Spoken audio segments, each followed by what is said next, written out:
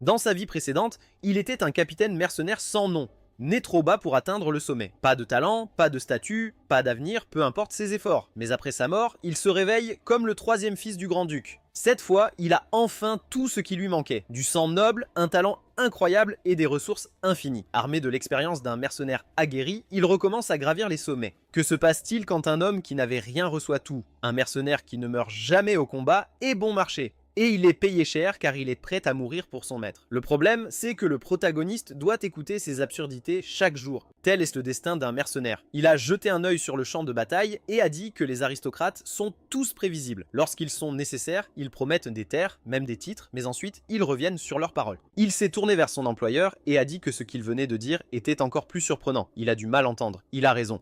N'est-ce pas? Le commandant en chef a dit qu'il avait bien entendu. Il lui a juste dit de mourir. Il a souri et a demandé si sa mémoire lui avait vraiment fait défaut. Avait-il oublié qui il était? Le commandant en chef lui a dit qu'il n'avait pas oublié. Il était Jake, le capitaine mercenaire. Il a ri et a noté qu'il semblait savoir à qui il parlait. L'homme a dit qu'il ne savait pas qu'il pouvait plaisanter, et Jake a saisi le poignard à sa ceinture, disant que ce n'était pas un ordre. Sinon, pourquoi demanderait-il à un mercenaire pathétique de mourir avec honneur au combat, comme s'il était un noble chevalier? L'homme a dit qu'il s'était peut-être exprimé trop brusquement, et s'est excusé s'il l'avait induit en erreur. Il voulait juste lui confier une dernière tâche. Il savait lui-même qu'après une série de défaites, leur effondrement était devenu inévitable. En fin de compte, les lames des marchands s'étaient retournées contre les défenseurs de ces terres. Ils étaient déjà à la gorge de la famille Crawford et il n'y avait plus de fuite. MC a soupiré et a dit qu'étant donné la situation, il comprenait parfaitement et pensait qu'il était temps de fuir. Un homme dont le talent était inégalé dans l'Empire disait de telles choses. S'il était si pressé, alors les choses devaient être graves. Et pourtant, pour un aristocrate, il était assez raisonnable. C'était dommage que tout se soit terminé ainsi, et pourtant, c'était sa dernière mission dans ce chaos. Il voulait qu'il explore une route d'évasion. Si c'était tout, il considérerait cela comme son dernier travail avant son paiement. Le commandant en chef avait dit que la mission était simple. Demain, ces marchands lanceraient une attaque à grande échelle, qu'ils soient à ses côtés et les retiennent, même un instant, jusqu'à ce que leur seigneur se cache en sécurité. Et si cela ne fonctionnait pas, qu'ils tiennent jusqu'à sa mort. Il lui donnerait le reste du paiement à la fin. Une pierre de cette taille suffirait à maintenir une force pendant 3 ans. Jake a frappé la pierre hors de ses mains dans une rage et il a demandé ce que cela signifiait. Il a répondu qu'il devrait être celui qui demande. Il pensait vraiment qu'il était idiot juste parce qu'il souriait tout le temps, il voulait juste les utiliser comme boucliers humains. Même s'ils aidaient, ils ne tiendraient pas longtemps. Il les gaspille juste pour donner à son seigneur un peu de temps pour s'échapper. Même s'il tenait miraculeusement après, il pense que les idiots vont les laisser partir. Le commandant en chef a souligné qu'ils étaient des mercenaires, pas des chevaliers. L'ennemi le sait et dès qu'il meurt, l'armée se disperse. MC a souri en disant que c'est exactement ça. C'est comme ça que fonctionne leur affaire, mais il comprend tout parfaitement, n'est-ce pas? Pour ces monstres, leur équipe n'est qu'un ennemi juré qu'ils se débarrasseront sans hésitation. Lorsque l'équipe ennemie a trouvé ses camarades tués au combat et un survivant, leur commandant a ordonné au chevalier de vérifier. Dès qu'il s'est approché, Jake, feignant d'être blessé, lui a plongé sa lame dans le cou. Ils n'étaient pas alliés, ils étaient des mercenaires de l'équipe Fang. Ensuite, tous les mercenaires qui faisaient semblant d'être morts ont attaqué et leur commandant a exclamé qu'ils portaient l'armure de leurs soldats tombés. Ils n'ont pas d'honneur. MC l'a immédiatement décapité et a demandé quel honneur. Il a ensuite dit au commandant en chef qu'il avait déjà coupé la tête de plusieurs commandants. Il doit comprendre que c'était le seul moyen de survivre jusqu'à aujourd'hui. En ce moment, ces idiots étaient bien plus désireux de les déchirer que d'atteindre son seigneur. Qu'il détourne toute l'attention sur eux. Le commandant en chef a fermement dit qu'il ferait mieux de se concentrer sur la mission. Sinon, il n'aurait d'autre choix que de le tuer. Il n'y avait pas d'autre moyen. Dès qu'il a tendu la main vers son épée, Jake a immédiatement reculé et a dit qu'il était fou de penser qu'il était un peu différent des autres aristocrates. Encore mieux ainsi, pour la tête d'un idiot comme lui, même s'il la jette à ses chiens en bas, sa conscience ne le tourmentera pas. Il a demandé s'il pensait acheter les traîtres avec sa tête. Autant qu'il aimerait juste le livrer et partir, il est sûr qu'il a déjà pris soin de les arrêter. Dans ce cas, en tant que commandant, il est obligé de remplir son devoir jusqu'au bout. Le commandant en chef a demandé 2 commandants, il allait vraiment leur offrir sa tête pour sauver ses subordonnés. MC a dit qu'il avait promis à ses gens de prouver qu'on peut réaliser ses rêves. Il lui faisait une confiance et allait jusqu'au bout, alors il devait aussi en assumer la responsabilité car il est leur commandant. Maintenant, le commandant en chef le voyait sous un nouveau jour. Quel dommage. Si ce n'était pas ce Crawford, s'il était son maître, alors tout aurait pu tourner différemment. Immédiatement après ces mots, MC s'est jeté sur lui avec un sourire furieux. Après cela, il brandit son épée et lui dit de ne pas le pardonner. En voyant son propre corps s'éloigner, il pensa qu'il s'y attendait, mais pas à un tel écart. Peut-être que c'est la fin. Il leur dit de fuir sans se retourner s'ils ne revenaient pas à l'heure convenue, pour mourir l'esprit tranquille. Après tout, il avait toujours été prêt à une telle mort, mais une chose le hantait. Il tomba dans l'obscurité, mais ce n'était pas la fin de sa vie. Il commença à entendre une voix lointaine lui demandant de se réveiller. Il ouvrit lentement les yeux et vit un jeune homme devant lui. Confus, il toucha sa joue, brûlante du coup, et pensa « Que s'est-il passé? Vient-il vraiment de recevoir une gifle? Quel idiot a osé faire ça ?» Ce jeune homme, essuyant ses larmes, l'appela jeune maître Lucien et lui demanda de reprendre ses esprits. En entendant ce nom, il était troublé. Il regarda autour de lui et réalisa que quelque chose n'allait pas. Que s'est-il passé avec ses mains? Où sont passées les callosités et les cicatrices? Sa peau n'est pas seulement claire, c'est celle d'un aristocrate gâté. Et ce gars, qui est-il au juste? Il vient de battre un homme à mort et maintenant il pleure. Ce jeune homme éclata en sanglots encore plus fort et s'exclama que c'était un tel bonheur. Il pensait déjà qu'il était mort. Son cœur s'est presque arrêté. Une telle chose s'était produite. Ce serait mauvais pour lui, son serviteur personnel, et ce serait une terrible tragédie pour tout le domaine. MC pensa, de quelle absurdité parlait-il? Jeune maître, serviteur personnel, il n'avait jamais prononcé de tels mots de sa vie. L'essentiel, c'est qu'il se souvient clairement qu'il est mort, il s'est décapité, personne ne survit à ça. Alors comment est-il encore en vie? Il regarda autour de lui et pensa que si tout cela était vrai, la conclusion était évidente. En ce moment, il était dans le corps d'un étranger. Il s'approcha du miroir et sourit en remarquant qu'il avait un visage incroyablement beau. Il était évident que cette apparence raffinée appartenait à un aristocrate d'une famille obscènement riche. Le nom de ce gars semblait être Hans. Il se tourna vers lui et dit qu'il avait une question, ce qui le rendit immédiatement nerveux, et il répondit qu'il pouvait lui poser n'importe quoi. Il fut surpris par cette question, mais décida que c'était l'effet du médicament, et lui répondit que nous étions en 08-1946, selon le calendrier impérial. MC était confus. C'était 15 ans après sa mort. Il s'avère qu'il était revenu dans le passé. Il ne savait pas comment ni pourquoi, mais il ne pouvait pas paniquer. Il devait se concentrer sur l'essentiel. Il se prit la tête fatigué et dit qu'il avait une question de plus. Était-il fatigué de vivre? Cela fit sursauter le pauvre serviteur. MC dit que le serviteur pathétique avait osé toucher son maître sans permission. Les règles avaient-elles changé ici? Sinon, qu'ils lui disent qui il était. Hans devint très nerveux. Il s'inclina et s'excusa, disant qu'il avait été si excité qu'il avait complètement oublié les convenances. Il était Lucien Waldeck, le troisième fils de la grande famille Waldeck. MC était surpris et se demanda « Était-ce le même Waldeck ?» La famille Waldeck est renommée un pilier de l'Empire aux côtés de l'empereur depuis toujours. Après tout, il y a 15 ans, il était garde au domaine Waldeck. C'est si étrange. Il est mort et s'est réveillé à son ancien poste, mais dans le corps du troisième fils. Il rit et trouva cela simplement ridicule. Toute sa vie passée, à cause de ses origines modestes, il a enduré toutes les humiliations imaginables. Et maintenant, il avait une chance. Il s'était toujours demandé jusqu'où il pourrait aller s'il avait les mêmes opportunités que les autres. Et maintenant, le destin avait décidé de lui donner une réponse. Acceptant sa nouvelle vie, Lucien s'habilla et sortit, remarquant tout autour de lui. Le domaine Waldeck ne décevait pas. En tant que mercenaire, il avait vu partout, mais jamais une telle luxe. De plus, il devait s'habituer à cet endroit rapidement. Cependant, depuis son départ, tous les serviteurs agissaient étrangement, chuchotant qu'il était mourant. Il répondit que c'était naturel. Après tout, il s'était enfermé dans sa chambre et n'avait laissé entrer personne pendant 1 an et 2 mois. Il rit et se demanda ce que cela voulait dire. Que manquait à cet aristocrate pour se barricader dans sa chambre? S'il blâmait tout sur les caprices des aristocrates, il n'aurait pas pu se comporter ainsi.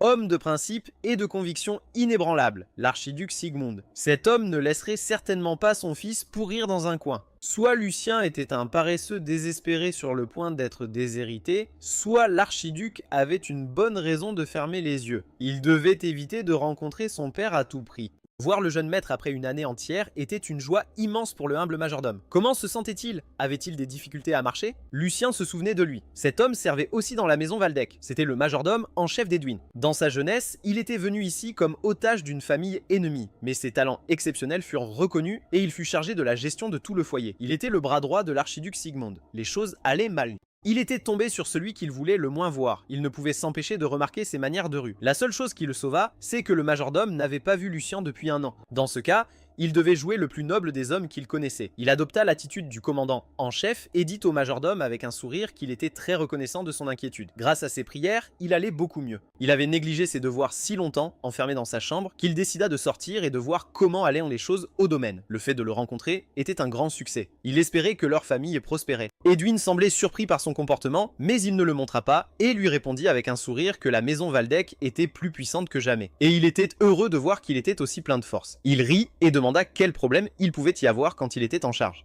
Il pensa qu'il semblait ne rien soupçonner, auquel cas il devait continuer dans le même esprit. Il dit qu'apparemment, il s'était inquiété pour rien. Maintenant, il pouvait partir en paix. Après tout, c'était sa première promenade depuis longtemps, et il était un peu fatigué. Mais Edwin dit franchement qu'il devait lui demander de rester. L'atmosphère changea instantanément. Lucien devint nerveux, et le majordome l'informa que l'archiduc Sigmund souhaitait le voir immédiatement. Après cela, il se rendit au bureau de son père, qui avait l'air très sévère. Sigmund dit qu'il avait une question pour lui. Pourquoi était-il encore en vie? Lucien fut déconcerté par cette question, et demanda ce qu'il voulait dire. Sigmund dit qu'il allait fermer les yeux là-dessus. Il pouvait tolérer qu'il ait négligé ses devoirs et agi comme un enfant capricieux caché derrière la mort de sa mère, mais il avait franchi toutes les limites. Il lui semblait que non seulement il n'avait pas quitté la chambre en signe de protestation pendant plus d'1 an, mais qu'il avait aussi négligé sa propre vie et tenté de mettre fin à celle-ci. Lucien n'avait aucune idée de ce dont il parlait, et en se souvenant de ses premiers moments dans cette maison, se demanda si c'était pour cela que Hans pleurait. Il dit nerveusement à son père qu'il y avait eu un malentendu, et il affirma fermement que c'était sa dernière chance, qu'il lui dise tout ce qu'il avait sur le cœur. N'était-ce pas ce qu'il voulait? C'est pourquoi il avait causé tout ce remue-ménage et même décidé d'avaler des somnifères juste pour qu'il l'écoute. Lucien le regarda avec choc, puis serra nerveusement les dents et réalisa pourquoi il n'avait aucun souvenir de Lucien. L'archiduc, son troisième fils, 15 ans plus tôt, lorsqu'il servait dans la garde, était mort à peu près à la même époque. L'archiduc Sigmund Waldeck a 4 fils, tous de mères différentes. Au cours de ses 10 années de service à la maison Waldeck, il avait croisé plus d'une fois les jeunes maîtres et leur mère. Cependant, il n'avait aucun souvenir d'avoir vu Lucien ou sa mère. Sa mère était morte jeune d'une maladie peu après son entrée en service, et Lucien lui-même, pour une raison quelconque, avait subi le même sort. À l'époque, il avait supposé que lui et sa mère étaient simplement en mauvaise santé et n'y avaient pas prêté attention, mais en réalité, les choses étaient différentes. La mort de sa mère et la situation précaire de la famille devenaient un fardeau insupportable pour un enfant, si bien qu'il décida de prendre une dose mortelle de somnifères pour attirer l'attention de l'archiduc. Mais après avoir été enfermé pendant plus d'1 an, il n'avait pas pris en compte à quel point son corps était affaibli. Son corps n'a pas supporté les effets du médicament et il est mort. Au début, il pensait que l'archiduc était trop sévère avec son fils qu'il n'avait pas vu depuis 1 an. Mais maintenant, il comprend.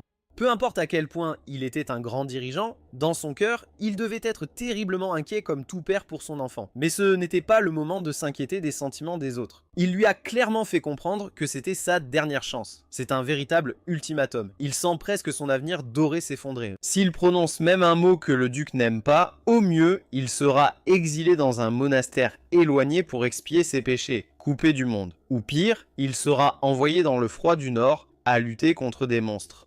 Il a trop payé pour cette vie pour la gaspiller ainsi, et il ne laissera pas son précieux avenir être ruiné à cause d'un drame familial dont il n'est pas responsable. Il est seul responsable de ce qui s'est passé et il n'y a aucune excuse pour lui. Quelle que soit la punition qu'il choisira, il l'acceptera sans se plaindre. Son père était surpris, ne comprenant pas ce qu'il voulait dire, et il a dit que ce qui était fait ne pouvait pas être défait. Il s'est miraculeusement accroché à cette vie et n'a plus l'intention de s'accrocher au passé. Il lui demande donc, non pas en tant qu'archiduc, mais en tant que père, de lui dire au moins un mot d'adieu. Un enfant égaré se repent sincèrement devant un parent. Edwin fut frappé par ces mots et remarqua que l'atmosphère avait effectivement changé. Cela pouvait-il vraiment être le jeune maître Lucien, le même garçon qui sursautait à chaque bruit? Sigmund demanda s'il osait élever la voix et lui faire la leçon sur ses devoirs paternels, mais il aimait cela, disant qu'on voyait toutes sortes de choses en vivant longtemps. Au lieu de tourner autour du pot, il aurait dû aller droit au but. L'archiduc Waldeck, il savait détester les souris lâches. Il préférait les chiens sauvages. Sigmund dit qu'il semblait que la proximité de la mort lui avait vraiment enlevé sa peur, puisqu'il parlait de l'avenir, qu'il lui dise ce qu'il comptait faire. Son père était surpris, ne le croyant pas, et il a dit qu'il devrait d'abord remettre sa santé fragile en ordre. Mais s'il mangeait bien et dormait beaucoup, tout irait bien. Il sourit et remarqua qu'il avait une bonne langue, que ses mots soient vides ou non, le temps le dira. Ensuite, il appela le majordome. Cela lui ferait bien plus de bien qu'un discours moralisateur qu'il ignorerait de toute façon. MC ne comprenait pas de quoi il parlait. Plusieurs chariots avec des coffres d'or arrivèrent à son domaine. En voyant cela, il pensa que c'était du n'importe quoi. C'est ça, être noble? La chose mystérieuse dont il parlait était en fait une somme d'argent obscène. Et c'était seulement pour 1 mois. Avec une telle somme, il pourrait refaire ce corps pathétique et créer cet élixir. Le majordome pensait que la défunte duchesse chérissait cet endroit par-dessus tout. L'archiduc n'était pas venu ici depuis longtemps, et il s'attendait à quelque chose comme ça. Même s'il était tombé en disgrâce auprès de son père, il restait le fils de la défunte duchesse qu'il aimait tant. Il ne l'abandonnerait jamais à son sort.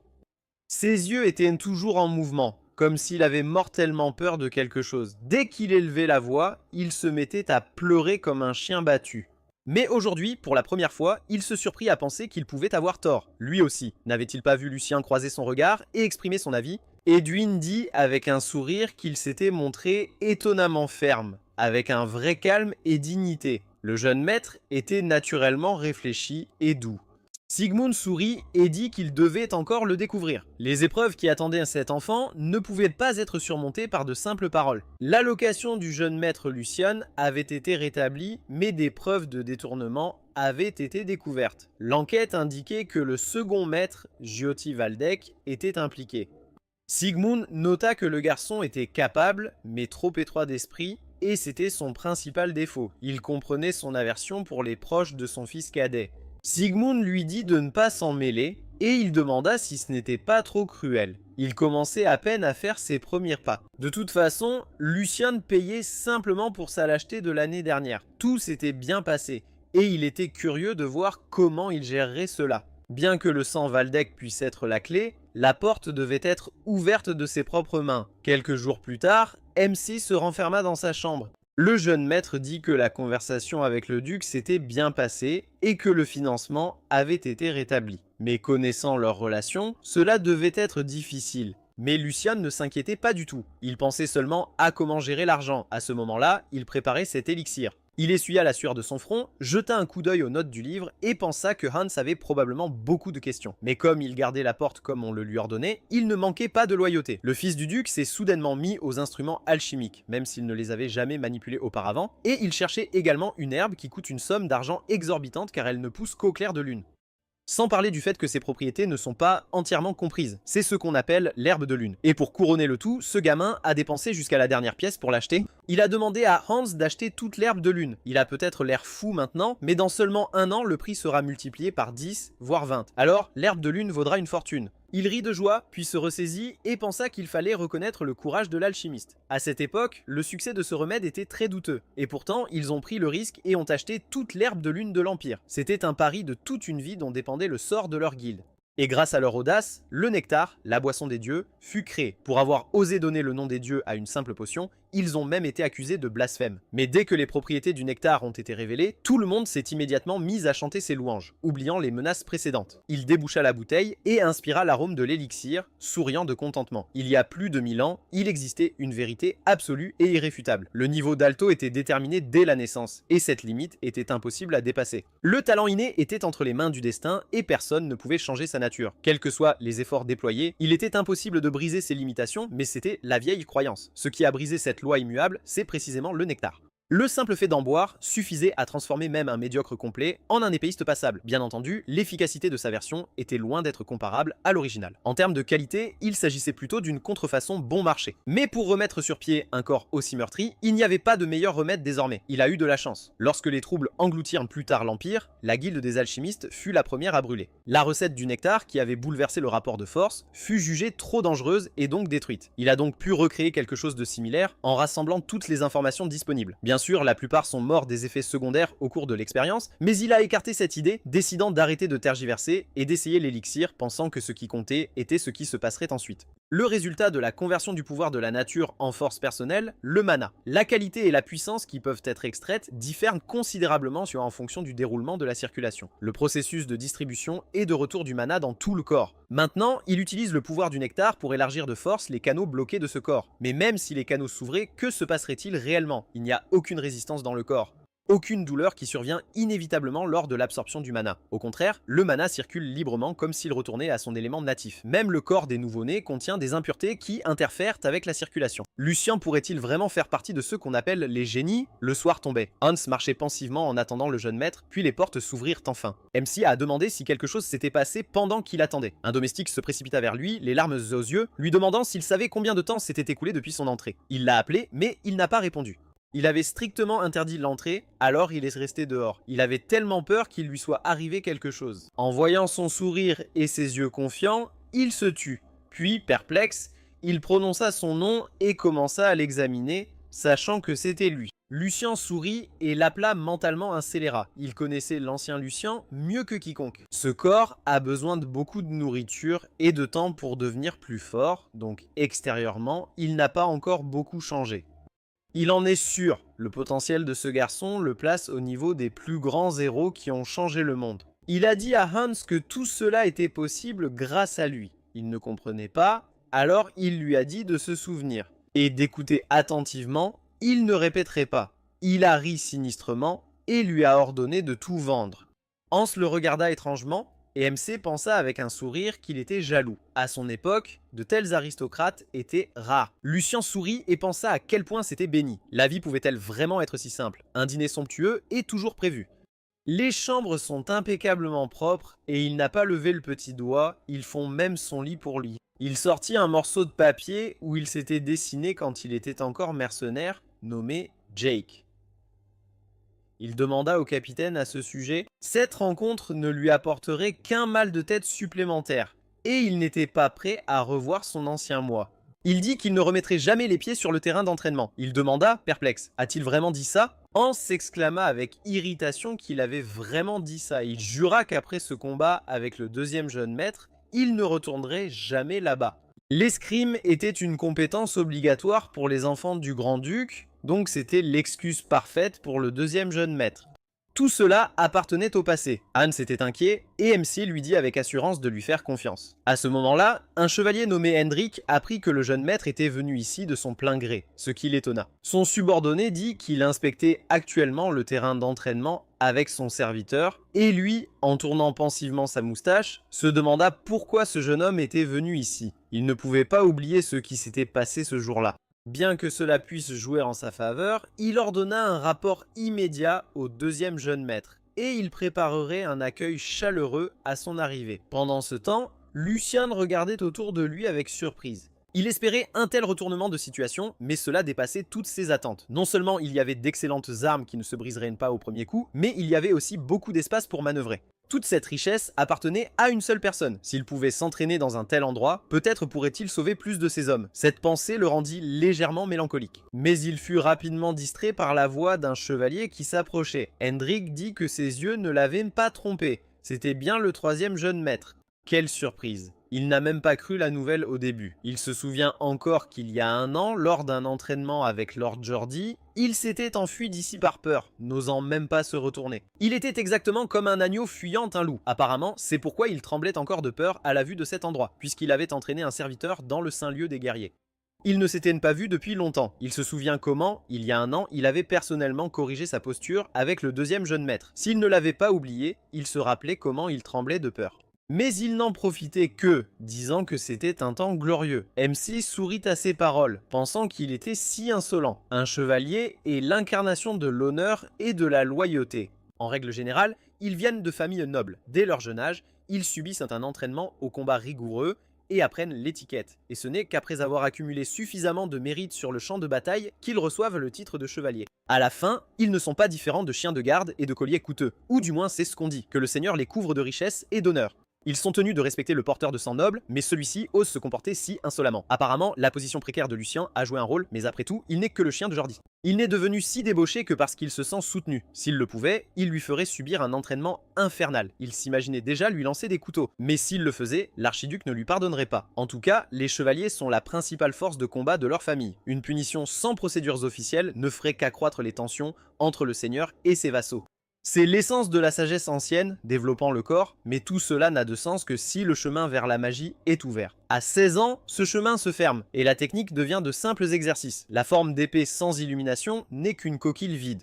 Il lui a tapoté l'épaule avec un sourire moqueur, disant que cela lui allait bien. Il avait une chance de devenir le plus grand maître des échecs de l'Empire. Peut-être pourrait-il gagner du temps et trouver sa véritable vocation. Et si ça ne marchait pas, il pourrait toujours consacrer sa vie à jardiner. Après tout, chacun a son rôle. MC s'est resté silencieux, et Hendrik a souri, notant qu'il ne pouvait même pas prononcer un mot.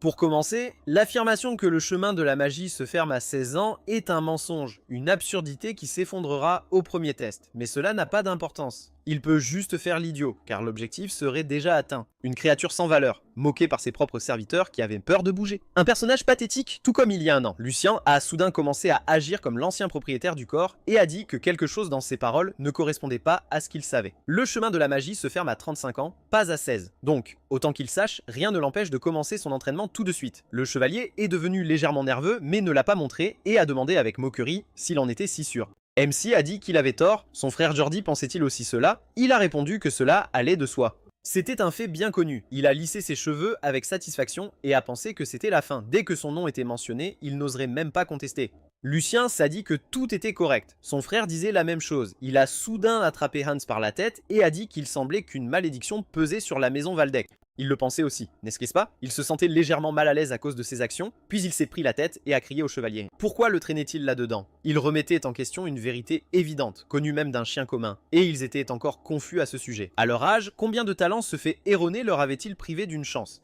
Il était sur le point d'éclater en larmes. Juste à penser, son propre frère était idiot. Hendrik était confus, ne comprenant pas de quoi il parlait, et MC s'est frappé la poitrine, lui disant de ne pas l'arrêter. Si ces paroles étaient vraies, alors c'était une honte pour leur famille et un véritable désastre. Il a demandé avec un sourire. Il ne tromperait pas son seigneur fils. N'est-ce pas? Le chevalier est devenu nerveux et a demandé ce qu'il voulait dire. Il voulait dire qu'il essayait de le tromper. Lucien lui a demandé d'oublier ce qu'il venait de dire. Il avait simplement balancé quelque chose de stupide parce qu'il ne pouvait pas croire ses oreilles. Un chevalier de la maison Waldeck ne s'abaisserait jamais à ce niveau. Bien sûr, c'est vrai, il ne pouvait pas fermer les yeux. Il sourit, pensant à ce qu'il dirait. C'était sa faute d'avoir oublié son devoir. Mais peut-on lui en vouloir? Cela minerait la force militaire des Waldeck et mettrait en danger leur sujet. Il pointa son doigt sur sa poitrine et le mit en garde. Pourquoi exagère-t-il autant? Ce gamin a-t-il toujours été comme ça? Jordi arriva sur le terrain d'entraînement, demandant ce qui se passait. Il commença à expliquer, mais Hendrik l'interrompit. Il est tombé dans la provocation d'un gamin et il en est déçu. Il remarqua avec un sourire que son expression était parfaite. Il a juste un ego surdimensionné et un caractère désagréable. Il accueillit son frère avec un sourire, disant qu'il allait bien. Ce qu'il avait dit à Sir Hendrik, il l'a vu de A à Z. Quand a-t-il terni leur honneur? Peut-il être plus précis?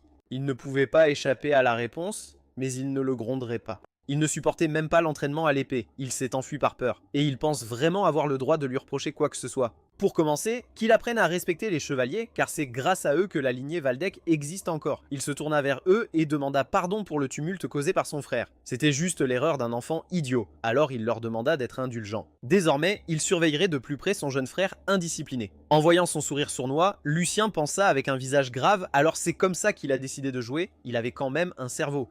En fait, c'était lui qui les insultait, mais il a habilement retourné la situation, comme si c'était lui qui avait insulté les chevaliers, et s'était même présenté comme un noble défenseur. Il avait gagné ce round. Il a dit que c'était attendu de son frère aîné. Il n'y avait eu qu'un petit malentendu entre lui et Sir Hendrik. Pour être juste, il aurait dû le réprimander pour son insolence, mais au lieu de cela, il lui a enseigné une leçon précieuse. Après tout, lui, l'idiot, avait traité son frère de sans-cervelle. Hans devenait très nerveux et lui demanda de se taire, mais il continua en disant qu'il avait honte d'avoir prononcé de tels mots offensants. Aujourd'hui, lui, son jeune frère, avait encore une fois été illuminé par la lumière de sa générosité. Les chevaliers étaient perplexes face à ce qui se passait, et MC appela avec enthousiasme son serviteur en disant qu'il devait immédiatement noter la sagesse de son frère. Le papier ne sert à rien, qu'il prépare la meilleure soie. Il décida donc de l'utiliser pour effacer l'image du faible Lucien et s'inscrire dans la mémoire de tous ici. Plus de fils de troisième, l'insignifiance n'existe plus. Il dit à Jordi qu'il devait maintenant partir et ajouta discrètement qu'il ne servait à rien qu'ils restent ici tous les deux. Jordi dit furieusement qu'il ne respectait personne. Il pense qu'il peut juste partir? Il demanda en réponse. A-t-il oublié? Leur père ne l'a pas quitté des yeux ces derniers temps. Il n'avait rien à perdre, mais lui avait quelque chose. Jordi resta silencieux, et lui, ayant dit qu'il prendrait cela comme un consentement, prit son serviteur et dit au revoir à son frère. Après cela, il lui dit calmement de se dépêcher. Il devait sortir d'ici. Pendant ce temps, Hendrik s'approcha hésitamment de Jordi et demanda s'ils allaient vraiment le laisser partir si facilement. Il resta silencieux, regardant furieusement le dos de Mouchen. Pendant ce temps, ils quittèrent le terrain d'entraînement et Hans, jetant un regard nerveux en arrière vers le bâtiment, demanda s'ils allaient s'en tirer comme ça. Il connaissait mieux que quiconque le tempérament fougueux de Lord Jordi. Il ne leur pardonnerait pas cela, même s'ils s'en sortaient facilement, il était sûr que cette terrible nuit le finirait quelque part dans une ruelle. et personne ne le saurait. Cela le fit éclater en larmes, et MC lui demanda de se calmer, pensant que seul quelqu'un qui l'avait vécu pouvait comprendre cette peur. Quand un patron incompétent non seulement ruine tout mais se lave aussi les mains, il sait très bien à quel point ce sentiment est désagréable. Il dit au garçon avec un sourire que cela n'arriverait pas, alors il ne devrait pas s'inquiéter. Aucun chevalier n'oserait faire ça, et lui non plus ne resterait les bras croisés. Il lui tendit la main pour l'aider à se relever et lui dit qu'il était en difficulté à cause de lui. Quand un maître se comporte comme un idiot, c'est toujours le subordonné qui souffre, et lui, son serviteur personnel, devait avoir le plus souffert de tous. Hans fut touché par ces mots et lui promit qu'à l'avenir, il ne laisserait pas son peuple être humilié ou trembler de peur à cause de sa stupidité. Hans prit de sa main et lui fit confiance. Le temps passa. Lucien arpentait le couloir furieusement, pensant qu'après cet incident au terrain d'entraînement, il avait tout deviné. Pourquoi tout était si calme? Le Jordi qu'il connaît n'est pas du genre à se laisser faire, mais maintenant, il sait tout. Il complotait une sale petite trahison dans son dos. Il serra le rapport budgétaire dans sa main de rage et s'exclama « A-t-il une idée du temps qu'il a attendu ce jour ?» Hans était d'accord avec lui. Il ne pouvait pas le laisser s'en tirer. MC demanda « Est-il prêt? N'est-ce pas ?» Il frappa l'air avec confiance pour le confirmer et il cria de rage. Comment ose-t-il toucher à son argent? Et Hans ajouta qu'ils avaient aussi touché à son paiement mensuel. Tout a commencé avec le rapport budgétaire que Lucien a reçu aujourd'hui. C'était le jour où son compte devait être réapprovisionné. C'était censé être comme ça, mais quand il vit le rapport, il fut choqué. Son argent de poche avait été réduit de 75% et le salaire mensuel de Hans avait été coupé de 30%. Puis, il réalisa que ce deuxième fils avait empiété sur son argent par l'intermédiaire de la gouvernante qu'il avait assignée à son aile. Le détournement de fonds est un crime grave dans la société noble pouvant mener à l'exécution. Après la mort de la troisième dame, la mère de Lucien, il avait confié la gestion de son budget à une autre personne, l'ancienne gouvernante nommée Dana, qui lui avait été fidèle pendant de nombreuses années. Elle s'appelait Jenny. Elle était la nouvelle gouvernante nommée pour remplacer Lady Dana. Elle voulait se présenter à lui immédiatement après sa nomination, mais à ce moment-là, il n'avait pas du tout envie de quitter sa chambre. Alors avait-il enfin mis fin à ses longues errances? Hans était outré par son insolence et lui ordonna de faire attention à son ton en parlant au jeune maître. Mais MSC lui demanda de se calmer. Elle avait en partie raison. Il ne chipoterait pas sur des broutilles aujourd'hui. Il y avait des choses plus importantes à faire. Il dit à la servante qu'il allait aller droit au but. C'était elle qui avait établi le budget, n'est-ce pas? Il lui montra le rapport et elle rit, puis demanda « C'est donc pour ça qu'il l'avait appelé ?» C'est exact. C'était elle qui avait établi le budget. On lui avait dit qu'il avait délégué son autorité à l'ancienne gouvernante, donc elle faisait simplement le travail comme on le lui avait demandé. Il l'interrogeait alors qu'elle faisait simplement son travail consciencieusement. Il aurait dû faire cela lui-même au départ. Lucien savait qu'elle utiliserait cela comme excuse. C'était clairement une erreur de l'ancien Lucien, il lui dit qu'il comprenait, peut-être qu'elle n'avait vraiment pas le choix. Cependant, même en mettant cela de côté, il y avait quelque chose qu'il ne pouvait pas accepter. Il a vérifié et a découvert que la plupart des fonds que son père lui avait envoyés avaient été utilisés pour augmenter les salaires des serviteurs, compte tenu de leur souffrance due à sa négligence. Cela pouvait être considéré comme une compensation. Mais allait-elle lui dire pourquoi les salaires de Hans n'avaient pas seulement été gelés, mais même réduits? N'était-ce pas trop évident? Elle a ri et a dit qu'elle n'avait même pas remarqué que cela s'était produit. Elle devait se tromper. Elle était responsable de tout le ménage, donc elle ne pouvait pas tout suivre. Tout le monde ici pouvait attester de combien elle était surchargée. Elle a jeté un coup d'œil aux serviteurs et a demandé « N'est-ce pas ?» Ils ont grimacé et, avec des sourires forcés, ont confirmé. Et MC a réalisé qu'il n'avait plus rien à faire ici. Il a lourdement soupiré et s'est retourné en disant aux serviteurs qu'il partait. Ce corps était le sien, mais tous ses membres semblaient obéir à quelqu'un d'autre. Mais avant de partir, il a dit à la chef des servantes qu'il poserait une dernière question et qu'elle devrait répondre avec soin. C'est elle qui est son véritable maître. Elle lui a répondu avec un sourire qu'elle devrait d'abord demander au jeune maître Jordi. Lucien savait que pour survivre, il devrait se débarrasser de la pourriture, ce qui était exactement la situation dans laquelle il se trouvait maintenant. Alors ce soir-là, ils sont allés à la taverne. Hans était perplexe et a demandé « N'a-t-il pas dit qu'il allait pêcher aujourd'hui pour se détendre? Alors pourquoi était-il ici ?» MC a jeté un coup d'œil aux hommes qui se battaient dans le ring et aux gens qui parièrent sur eux, et a demandé avec un sourire « Ne le sent-il pas ?» C'est ici que traînent les gens importants. Il s'est approché du bar et l'homme a dit que ce n'était pas un endroit pour des gamins comme lui. Il devrait écouter son conseil et partir tant qu'il était encore gentil. Lucien s'est posé un sac de pièces sur la table et a demandé quel genre de taverne c'était où le barman était si difficile avec ses clients. Il a retiré sa capuche et a demandé s'il avait mal compris quelque chose. Il y avait plusieurs raisons pour lesquelles il n'avait pas encore terminé avec la chef des servantes. D'abord,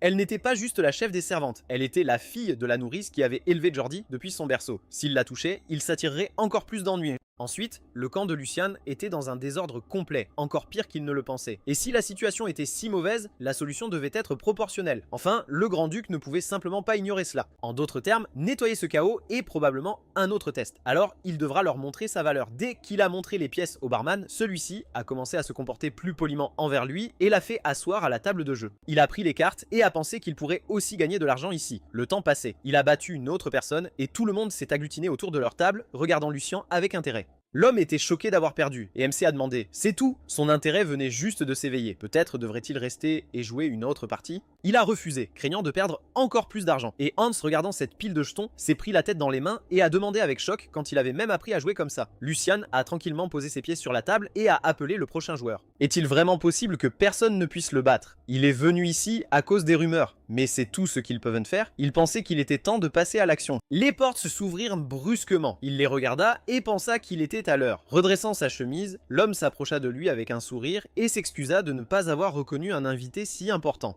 Il s'appelle Hugo, c'est le directeur de cet établissement. Il claqua des doigts. Les employés de l'établissement ont immédiatement poliment expulsé tout le monde. Et Hugo a dit que cela pourrait déranger d'autres clients, mais il s'en moquait. L'essentiel était que le jeune maître Lucien puisse se reposer.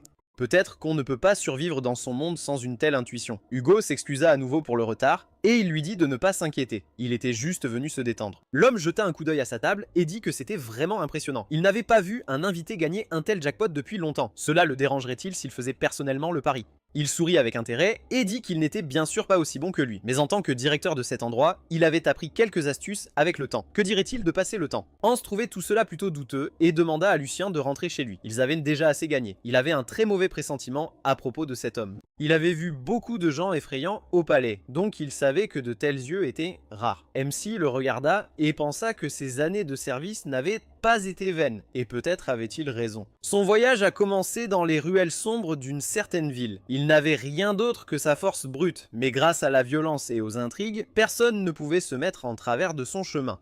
Ainsi, il devint le roi des chevaliers, régnant sur le monde criminel des 5 territoires. Plus tard, profitant de l'effondrement imminent de l'Empire, il obtint le titre de baron et devint l'un des généraux impériaux. Hans a raison, ce type est dangereux, et aujourd'hui, il est venu attraper un requin noir. Il lui a proposé un simple jeu de cartes et a remarqué que cela semblait bien. Il lui propose de jouer sans limite de mise. Il ne veut pas que le jeune maître qui les honore de sa visite s'ennuie. Lucien frappa joyeusement son poing dans sa paume, louant son attitude. Enfin, il trouva quelqu'un avec qui il pouvait parler normalement. Hugo sourit, disant qu'il considérerait cela comme un honneur, mais dans son esprit, il l'appelait d'un petit prétentieux. Il jeta un coup d'œil au croupier, distribuant les cartes, et pensa que c'était encore mieux. Vider les poches de ses clients n'était pas prévu, mais des jeunes comme lui s'enfoncent davantage à chaque perte. MC se souvint de quelque chose et se demanda où étaient ses manières. L'homme, légèrement surpris, lui demanda si quelque chose n'allait pas. Il lui répondit que tout allait bien, mais avant de commencer, il voulait lui poser une question. Ça ne le dérange pas, n'est-ce pas? Il lui répondit avec un sourire qu'il lui dirait tout, et il ajouta qu'il se voyait pour la première fois, mais qu'il l'aimait déjà bien. On reconnaît un leader à la façon dont ces gens agissent. Même si son affaire n'est pas totalement légale, la gérer n'est pas facile. S'il avait franchi la ligne, leurs hommes l'auraient découvert depuis longtemps, et l'auraient éliminé. Hugo dit qu'il savait où était sa place, alors il essayait de ne pas énerver les supérieurs, et Lucien rit en lui disant de se détendre. Il vient peut-être de la famille Waldeck, mais ils ne sont pas du genre à étrangler tout le monde sans discernement, alors qu'ils répondent honnêtement. Quand prévoit-il de lancer la production de masse? Il ne comprenait pas de quoi il parlait, et il lui dit de ne pas faire l'idiot. Il parlait de cette chose qu'il fabrique à Vestra, cette hallucinogène illégale. Dès qu'il dit cela, l'homme devint nerveux, et une atmosphère tendue remplit la pièce. Les serviteurs étaient stupéfaits par ce qu'ils voyaient et Hans commença à crier. Hugo était abasourdi et demanda « Jeune maître, de quoi parle-t-il même? D'hallucinogène ?»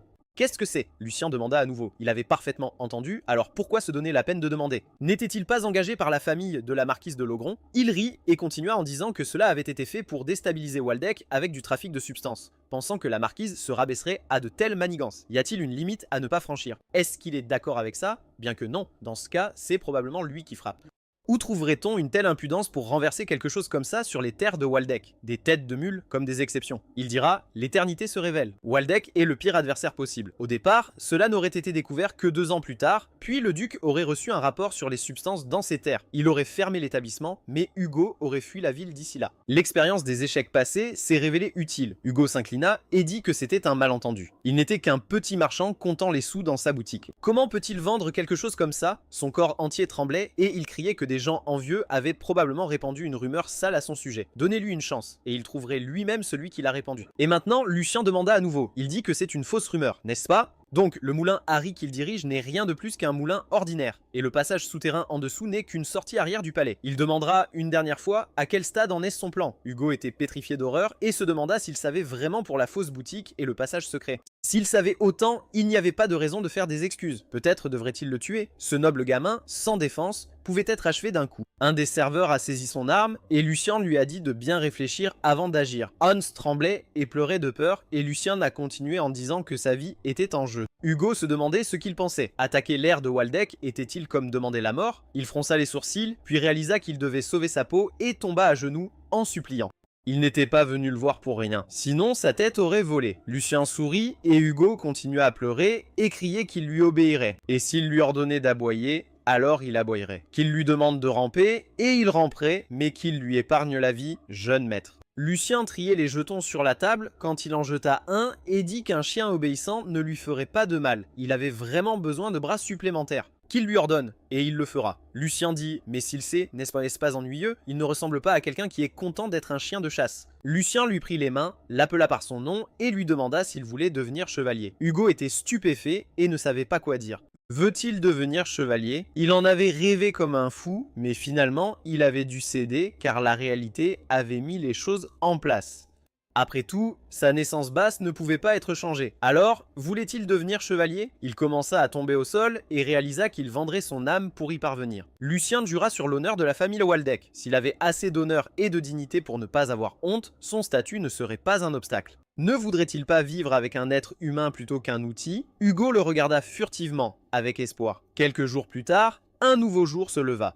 Il demanda la permission de se présenter à tous. Un combattant talentueux qu'ils avaient engagé de l'extérieur, il devait se présenter. Il serait heureux de travailler aux côtés des autres. Après un silence gênant, Lucien continua à mentir, puis il commença à applaudir. Le serviteur demanda encore « Pourquoi appelle-t-il la gouvernante ?» Lucien demanda à nouveau « Pourquoi d'autres? La gouvernante devait les saluer, non ?» La dernière chose qu'il voulait, c'était une réprimande comme la dernière fois, n'est-ce pas? Il devait d'abord rendre compte à la chef de service. Lucien pensait qu'il se comportait exactement comme il l'avait prévu. Il était impossible d'être gentil avec ce personnel. Pour eux, le jeune maître était comme une corde pourrie, terrifiante à saisir. S'il en était ainsi, il allait leur en faire prendre conscience. Il savait que Lord Jordi prêtait une attention particulière à la chef de service, alors quelle autorité pouvait-il avoir? Les autres ont commencé à crier qu'il avait raison. Il voulait juste vivre bien et paisiblement comme avant. À ce moment-là, Hans s'est fâché et a crié à tout le monde de se ressaisir. Le maître de ce domaine était le jeune maître Lucien, pas le second maître. Hugo a demandé à Hans de le laisser faire. Il serait facile d'imposer la loyauté à ces fous qui oubliaient leur place, mais peut-être que ce serait un peu sévère. L'addiction d'Hugo n'en était qu'à ses débuts, et s'il avait progressé, il n'aurait pas pu l'aider. Il l'a pris par l'épaule et a dit « bien sûr ». C'est tout ce qu'il attendait. Il ne devait pas s'inquiéter et leur donner un sacré spectacle. Hugo a répondu qu'il ferait ce qu'on lui avait ordonné. Le serviteur les regardait avec étonnement, et à ce moment-là, Hugo s'est approché de lui. Il ne comprenait pas comment quelqu'un pouvait être si grand. Et pourquoi avait-il l'air si effrayant? Après tout, ce n'était qu'un voyou de ruelle, n'est-ce pas? Il lui a chuchoté qu'il se mêlait de ce qui ne le regardait pas sans connaître la situation locale. Il ferait mieux de choisir le bon côté. La situation avait depuis longtemps tourné en sa faveur. Il n'est pas fou au point de risquer sa vie pour des miettes, si... Le serviteur a demandé à nouveau « Quoi? Que voulait-il dire ?» Mais avant qu'il ne puisse finir, Hugo l'a frappé au visage. Les serviteurs autour étaient stupéfaits par l'horreur qu'ils venaient de voir, et Hans non plus ne s'y attendait pas. Lucien se sentait fort.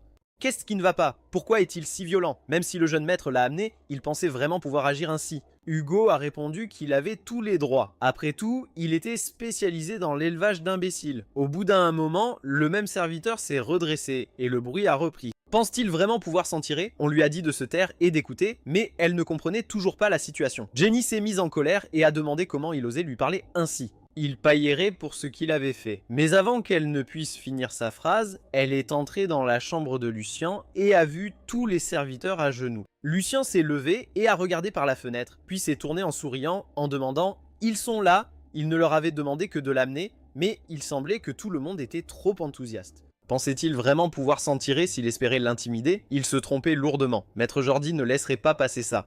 S'il s'arrêtait maintenant, elle veillerait à ce que ça s'arrête là. Le protagoniste a ri et a demandé « Qui a dit qu'ils allaient finir ?» Il a pris son fouet et a répondu que ce n'était que le début. L'essentiel était que la servante pouvait dire ce qu'elle voulait car elle allait mourir ici. Il s'est approché d'elle avec une expression terrifiante.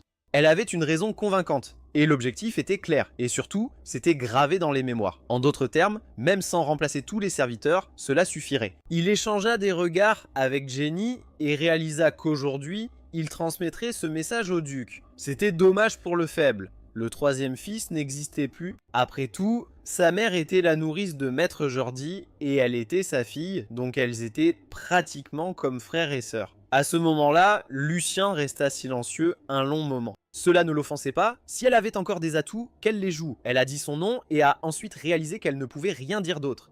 Lucien a dit que la chef des servantes se trompait et il avait de nombreuses raisons de l'exécuter. D'insultes à un noble à négligence, incitation, détournement de fonds, etc. Au mieux, il lui donnerait quelques coups et se calmerait. Mais si son père intervenait, il ne pourrait même pas faire ça. Et peut-être qu'il le récompenserait. Lucien a lâché que Jordi n'était qu'un des héritiers, comme celui qui se tenait devant elle. Il lui avait donné une chance après tout, et elle avait amené la situation à ce point. Qu'il la laisse tranquille. Il la regarda en silence et lui dit de considérer cela comme un coup du sort, et un instant plus tard, il la frappa avec un fouet. Son sang fut versé. Un nouveau jour se leva plus tard, et Georges courut dans les couloirs en murmurant que c'était absurde, que c'était tout simplement impossible. Il y a quelques jours, il avait rentré sa queue entre les jambes quand Jenny l'avait humilié, et maintenant il devenait fou et menaçait de la tuer. Et ce n'est pas la seule chose étrange. En cas de ce genre de situation, il avait envoyé des gens à l'annexe où vivait Lucien. Les serviteurs essaieraient sûrement de l'arrêter, et si la division en était arrivée là, cela signifiait qu'il avait pris le contrôle des services. Quand il atteignit la pièce, on lui dit « Monsieur, il doit y avoir une erreur dans le rapport. Calmez-vous, s'il vous plaît. » Un homme à proximité confirma que c'était vrai car connaissant son caractère, il ne toucherait personne. De plus, il le craint par-dessus tout Monsieur Jordi. Jordi savait que quelque chose clochait, et à ce moment-là, il entendit un cri perçant. En entrant dans la pièce, il vit un fouet ensanglanté sur le corps ensanglanté de Jenny. Hugo la tenait par les épaules pendant que Lucien la frappait dans le dos. Jordi serra les dents de colère et demanda ce qu'il faisait. Lucien se tourna et demanda ce qu'il amenait ici.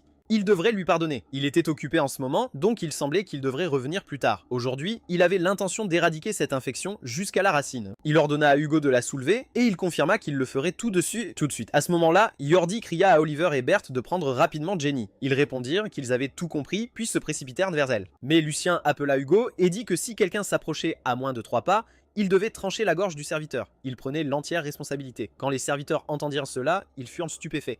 Hugo dit qu'il ne la laisserait jamais sortir d'ici vivante, donc il pouvait se reposer tranquille. Il pressa la pointe de son épée contre son cou et fit une coupure sanglante. Jenny supplia Lord Jordi de l'aider, tremblant de peur, et Jordi lui cria de ranger le poignard. S'il n'obéissait pas tout de suite, il lui couperait la tête, non seulement dans son pays, mais aussi les accrocherait au mur du palais. Hugo répondit qu'il craignait que ce soit impossible car son maître était Lord Lucien. Il n'avait aucune raison d'écouter quelqu'un qui n'était pas son maître, et peu importe ce qui se passerait ensuite, c'était son devoir d'exécuter les ordres de son maître. Jordi serra le poing, tremblant, et se tourna vers Lucien, demandant ce que Jenny avait fait de mal pour qu'il soit si cruel avec elle. Il répondit qu'elle avait insulté le maître, désobéi aux ordres, et même menti. Il ne lui donnait que ce qu'elle méritait. Vous devriez apprendre à séparer les affaires personnelles des affaires officielles. Jordi se mit en colère après cette déclaration. Dans la maison Waldeck, le premier jeune maître, Tristan, et le deuxième jeune maître, Jordi. Maintenant, ils mènent une guerre pour l'héritage. En d'autres termes, jusqu'à ce que le jour décisif arrive pour Jordi, il est crucial de renforcer sa position quoi qu'il arrive. Cependant, Lucian l'a récemment humilié publiquement, entraînant Jordi à subir d'énormes pertes, y compris la perte de son fidèle chevalier, Hendrik. S'il ne peut pas protéger Jenny,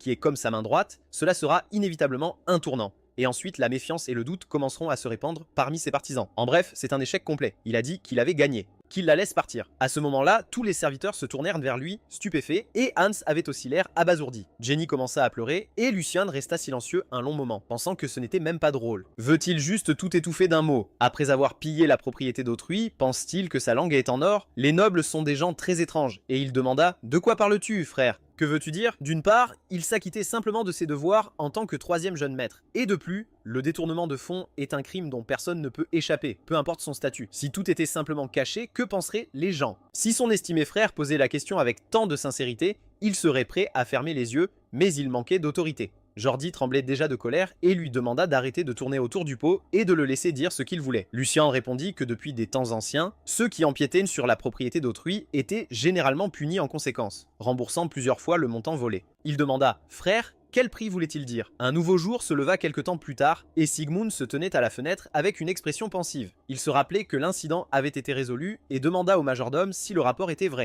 Le majordome le confirma personnellement et rapporta que Jordi avait payé au jeune maître Lucien 10 fois le montant en compensation. Et le jeune maître Lucien avait engagé un inconnu nommé Hugo pour infiltrer rapidement des espions adultes dans son bâtiment annexe. En conséquence, le bâtiment annexe du jeune maître Lucien est maintenant mieux préservé que toute autre zone. Il réfléchit à ces mots et permit à son fils d'entrer. Quand Lucien entra, il dit qu'il l'avait entendu l'appeler père. Il plaça sa main sur son cœur et attendit une réponse. Sigmund se tourna et le regarda en silence. Il réfléchit à la façon dont son regard avait complètement changé. Il avait causé beaucoup de bruit dernièrement, mais Lucien répondit qu'il ne s'était rien passé de spécial. Il a simplement puni le serviteur qui ne reconnaissait pas son propre maître. Sigmund expliqua que, cependant, elle avait déshonoré son frère à cause de cela. Il ne l'oublierait pas de sitôt.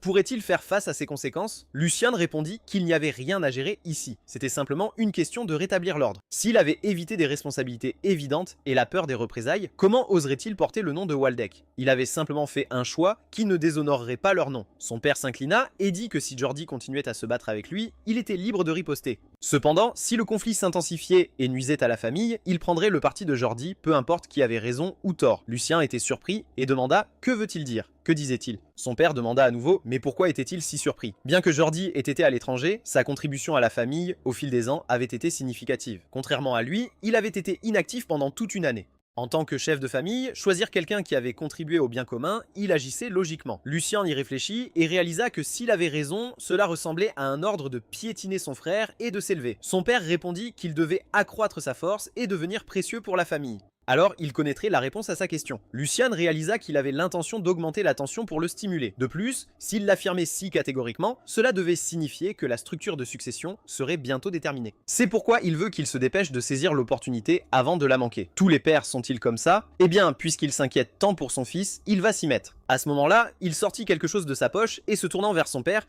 il dit « Au fait, et s'il était déjà prêt à agir ?» Il lui tendit les papiers en disant que c'était un très gros coup aussi. Ses pensées lui plaisaient. Et quand son père examina les documents, il les serra dans son poing et demanda « Ce rapport est-il vraiment exact ?» S'il l'avait embelli pour des éloges, qu'il le dise tout de suite. Lucien répondit que c'était la pure vérité. De plus, suivant les ordres de la maison Legrand, il avait capturé un traître qui distribuait des substances. Il pouvait le voir par lui-même à cet instant. À ce moment-là, une force magique émanant de son père apparut devant lui et il déclara que ce fils indécent de Marcus était Bernard. Il osait empiéter sur les terres de Waldeck. Lucian ressentit une pression suffocante. Voici la véritable épée de l'Empire et le chef de la maison Waldeck. À quel rythme pouvait-il mourir? Il se tourna vers son père et demanda la permission de lui dire quelque chose. Il demanda à nouveau de quoi s'agit-il. Lucien expliqua que même s'ils en faisaient un rapport à sa majesté, la maison Legrand fuirait sûrement pour échapper indemne. Après tout, ils opéraient par le biais de guildes marchandes fictives et techniquement, leurs mains étaient propres. De plus, même s'ils devaient creuser plus profondément, sa majesté craignait les troubles civils. Il interviendrait inévitablement. Sigmund se demanda quand avait-il commencé à comprendre la politique. Lucien expliqua que, en d'autres termes, malgré un acte aussi terrible contre la maison Waldeck, tout se terminerait simplement par la perte de leur source de revenus. Ne devrait-il pas au moins obtenir quelque chose en retour? Un silence s'installa entre eux, et soudain, le père s'assit sur le trône et lui demanda d'expliquer ce qu'il avait prévu. Il répondit que c'était une méthode qui ne leur laisserait aucune échappatoire et qu'il avait déjà tout préparé. Il n'y a pas longtemps, un homme de leur cercle intérieur s'était rendu à lui. Il n'avait pas de titre, mais il avait gagné la confiance totale des Logren et avait gravi les échelons jusqu'au rang d'intendant. Le père réalisa que l'homme dont le majordome avait parlé était un informateur. Le troisième fils avait-il vraiment prévu ce tournant des événements? Demanda Sigmund. Voulait-il utiliser le traître pour tendre un piège en retour? Lucien confirma que c'était précisément le cas et ils étaient peu susceptibles de s'attendre à un coup de poignard dans le dos d'un intendant qui supervisait lui-même les fournitures. Il avait orchestré le tout pour leur faire croire que leur plan se déroulait à merveille. Très bientôt, une figure clé de la maison Legrand devrait personnellement sortir de l'ombre et c'était une déclaration audacieuse. Cependant, son plan avait un énorme défaut. Sigmund révéla qu'il avait misé tout sur une seule variable, un traître et les bidonvilles. La nature humaine ne peut pas être changée. Qu'il se souvienne qu'il ne peut pas avancer d'un pas avec quelqu'un en qui il n'a pas confiance. Lucien sourit et dit qu'il ne faisait pas confiance à l'homme lui-même, mais à son désir. Et son père demanda « Quoi ?» Lucien répondit qu'il voulait devenir chevalier pour glorifier son nom à travers l'Empire et s'inscrire dans l'histoire. Zickman répondit qu'il avait oublié sa place et Lucien expliqua que c'était un rêve qui l'obsédait au point de la folie et qu'il avait décidé d'y croire. Il avait cru en cela dans une vie antérieure et son père répondit que c'était sentimental. Mais que ferait-il s'il gâchait tout? Lucien répondit que s'il arrivait cela, il ne fuirait pas ses responsabilités. Une erreur d'un subordonné était celle de son maître. Il paierait n'importe quel prix, même s'il devait y laisser sa tête. Son père l'écouta calmement et lui dit qu'une fois rétabli, il devait venir au terrain d'entraînement. Lucien demanda ce que cela voulait dire. Son père répondit qu'il lui enseignerait l'épée au cœur de lion, car il était désormais candidat pour devenir le chef de la famille. Plus tard, la nuit tomba, et un serviteur s'approcha de Sigmund pendant qu'il lisait et exprima sa honte sincère. Ici, au cœur des terres Valdec, il avait laissé arriver une telle chose. Sigmund répondit assez. Il lui avait ordonné de se concentrer sur les problèmes de frontières. Il savait mieux que quiconque qu'il ne survivait que grâce à cette tâche. Il considérait cela comme de la chance que le troisième fils découvre cela en premier. Son but n'était pas l'argent ou d'étendre son influence, mais son honneur, monseigneur. Sigmund confirma qu'il prévoyait probablement de l'utiliser plus tard pour tisser des intrigues devant sa majesté. Comment le marquis pouvait-il se soucier uniquement de sa propre peau, sachant bien l'état des affaires dans l'Empire? Mais plus important encore, quel genre d'homme était Hugo en rejoignant son troisième fils? Officiellement, il était connu comme un gérant brutal d'une maison de montagne. Mais en réalité, il dirigeait une organisation de recel admirée même par le milieu criminel. Il ne donnait pas l'impression d'être quelqu'un prêt à servir qui que ce soit. À ce moment-là, il dit à Hans que Hugo avait raison. Il décida de leur en parler à eux deux avant l'annonce officielle au domaine. Il considérait que Hans était timide et que cette douceur pouvait devenir une faiblesse, mais il était vraiment dévoué à Lucien et avait le courage de rester à ses côtés, même dans les circonstances les plus difficiles. Donc s'il ne cherchait pas l'expérience et n'apprenait pas à gérer les affaires internes, il deviendrait le soutien le plus fiable qu'on puisse rêver. Il ne voulait pas non plus douter des capacités d'Hugo. Il devait juste lui ouvrir la voie à la chevalerie et alors il pourrait réaliser son potentiel. Épée ensorcelée, la qualité était plus importante que la quantité maintenant. Il devait juste les entraîner correctement. Le protagoniste annonça qu'à partir de maintenant, il y aurait beaucoup de travail. Le chemin à venir ne pouvait pas être parcouru seul, et il ne pouvait le surmonter qu'avec eux. Hugo répondit qu'il ne le décevrait pas, jeune seigneur. Hans dit aussi qu'il pouvait compter sur eux. Après un certain temps, le palais fut illuminé par la lumière du jour. Lucien se mit au centre de la pièce et réfléchit à la façon dont, dans sa vie précédente, il avait exploré chaque coin des continents à la recherche d'une chose: l'essence des arts martiaux anciens. Il s'agissait de techniques d'épée. Parmi elles, il y avait un niveau un peu plus élevé, la technique ultime de l'épée. Mais après toute sa souffrance, ce qu'il avait reçu n'étaient pas les techniques ultimes qu'il avait tant désirées, ni même les techniques de niveau intermédiaire réservées aux capitaines de nuit. Ce n'étaient que des bases pitoyables pour les apprentis. Les vraies techniques étaient inaccessibles à ceux de sang noble, et pour un simple mercenaire, même la chance d'accéder à ce savoir était inouïe. Mais ceux de moindre compétence maîtrisaient des techniques de haut rang et le submergeaient par leur force. Et chaque fois qu'il ne pouvait pas protéger ses camarades à cause de cela, il était consumé par le désir de maîtriser la vraie escrime. Et maintenant, pour quelqu'un comme lui, une opportunité inattendue s'était présentée. Une technique transmise uniquement à l'héritier de la maison Waldeck et à son entourage, un art ancien surpassant toutes les techniques supérieures. Comme c'était incroyable. Il était sur le qui-vive bien qu'il n'ait même pas commencé. Il restait encore longtemps avant le cours et il était si nerveux qu'il était resté courbé ici depuis l'aube. Il ferait mieux de se calmer avant le cours. Dans sa vie précédente, il n'avait eu aucune discipline. Apprenant en volant des techniques et en collectant du sang et des connaissances, il n'avait jamais eu de véritable professeur. Sa seconde vie était vraiment quelque chose de spécial. Il sourit et fixa l'horizon, assis par terre. Une multitude d'oiseaux passèrent en haut par la fenêtre et quand Aizen le vit de loin, il pensa à combien de temps s'était écoulé et il n'avait même pas bougé. Qu'est-ce qui avait déclenché cela? Il ne voyait plus la même faiblesse en lui. Il se remémora une conversation avec Sigmund qui lui avait suggéré de devenir le mentor de Lucien. Il pensait qu'il n'y avait plus d'espoir, mais en y regardant de plus près, il avait remarqué quelque chose d'intéressant. Ce serait un peu de divertissement pour lui. Aizen répondit que puisque son seigneur le disait, son talent devait vraiment être extraordinaire. Sigmund parla, plutôt surpris par son attitude. Il comprendrait de quoi il parlait lorsqu'il le verrait de ses propres yeux. Quand Aizen l'observa de côté, il comprit ce qui se disait. Il était le saint épéiste qui allait lui enseigner. Un saint épéiste est un surhumain éveillé en atteignant la limite de la circulation. Le titre le plus élevé pour celui qui a atteint le sommet de l'escrime et rare même dans la longue histoire de l'Empire. Il est une divinité parmi les épéistes et cette légende est devant lui. Le saint épéiste Aizen est apparu devant Lucien et a dit qu'il ne l'avait pas vu depuis longtemps, depuis l'anniversaire de son seigneur. À partir d'aujourd'hui, il sera son mentor. Il se fait appeler Aizen Breitner. Quand Lucien le vit, il comprit que Hans avait laissé entendre ce matin qu'il serait formé par un chevalier ayant servi la famille Waldeck depuis une génération. Mais comment avait-il pu garder le silence sur le fait que c'était le saint épéiste lui-même? Il s'inclina et dit que c'était un grand honneur d'apprendre du saint épéiste et lui demanda de prendre soin de lui. Aizen agita la main et dit que ce titre n'était qu'un grand mot, il n'était qu'un vieil homme. De plus, il était l'héritier présomptif. Il n'était pas convenable qu'il s'incline ainsi. Lucian répondit que bien qu'il ne devrait pas déshonorer la famille, comment pourrait-il ne pas montrer le respect dû? Il voulait mettre de côté la hiérarchie car il était quelqu'un de respectable. À ce moment-là, Izen vit de l'espoir dans ses yeux et dit que s'il insistait, il pouvait faire comme bon lui semblait. Lucian le remercia pour sa compréhension et ils décidèrent de commencer l'entraînement. Aison désigna l'arène et dit « Que dirais-tu d'un tour autour du terrain d'entraînement ?» Le protagoniste commença à s'exercer et décida de commencer quelque chose. Demandant tout de suite, Aison fut surpris et lui dit d'arrêter. Il n'avait aucune question. Pourquoi devait-il courir? Combien de temps? Et quel était l'intérêt de cet exercice de toute façon? Lucian répondit que la curiosité le titillait certainement, mais puisque c'était un ordre, cela devait être ainsi. Il avait probablement une raison, bien qu'il n'expliquât rien. Un élève devait simplement suivre les instructions du maître. Aison considéra la différence dans son regard et sa réaction par rapport aux autres jeunes maîtres. Ce garçon cherchait vraiment à saisir l'épée. Il semblait comprendre ce que son maître avait dit et déclara « C'est excellent ». Alors ils vont commencer. Dès qu'il dit cela, Lucian se mit à courir et entra dans l'arène. Il commença à faire plusieurs tours en donnant le meilleur de lui-même. En fait, il y avait une autre raison pour laquelle il obéissait silencieusement. Il avait deviné le véritable but de cette course. Il testait son adéquation en tant qu'élève. En d'autres termes, il évaluait son potentiel. Il avait fait la même chose lorsqu'il était capitaine mercenaire. Il avait assigné aux nouvelles recrues une tâche apparemment cool et leur réaction en disait long sur la personne. Il jeta un coup d'œil à Aison, pensant qu'il avait déjà adopté la bonne attitude et n'avait qu'à démontrer une chose, l'endurance. Il avait couru jusqu'à s'effondrer et il avait fait cela 1 heure plus tard. Soudain, il regarda ses mains et demanda « Que se passe-t-il » Cela ne devrait pas arriver. Il avait couru comme un fou si longtemps sans ressentir la moindre fatigue. Au contraire, plus il courait, plus son corps devenait léger. Il n'avait pris qu'un élixir bon marché pour récupérer et son seul entraînement avait été de marcher. Comment était-ce possible? Il continuait à courir sans relâche et Aison, stupéfait, comprit qu'il l'avait seulement poussé à courir pour évaluer son état général, sans beaucoup d'espoir pour sa condition physique. Mais cela défiait toute logique. Il ne transpirait pas et sa respiration était aussi calme qu'un lac.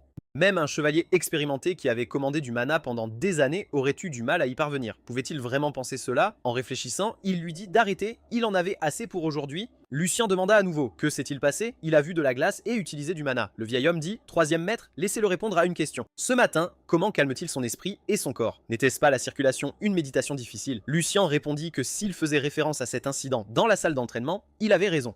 Il utilisait la circulation et il n'y avait pas de meilleure façon de clarifier l'esprit. Aison réalisa qu'il s'était trompé et demanda la permission de l'examiner. Il lui dit de ne pas bouger, même si les sensations étaient étranges. Il commença à toucher sa main et utilisa ses pouvoirs magiques pour examiner sa paume et se figea soudain. Il le soupçonnait, mais lui, comme lui-même, avait déjà atteint la limite de la circulation. Cependant, pour lui, ce n'était pas du tout la limite. Cela dépassait ce qu'il avait accompli. Ce gars ouvrait un chemin complètement nouveau. Après un moment, il baissa sa main et demanda « Depuis combien de temps cela se produisait-il » Quand exactement avait-il complété la formation des cercles de mana? Il demanda encore « De quoi parlait-il » Izen dit qu'il venait de vérifier l'état de son corps. C'était comme de la neige sur un plan, et ses canaux internes étaient façonnés pour maximiser l'efficacité du mana. Comme une roue à eau, c'était un niveau que seuls quelques maîtres, ceux qui avaient consacré leur vie à l'entraînement, pouvaient atteindre.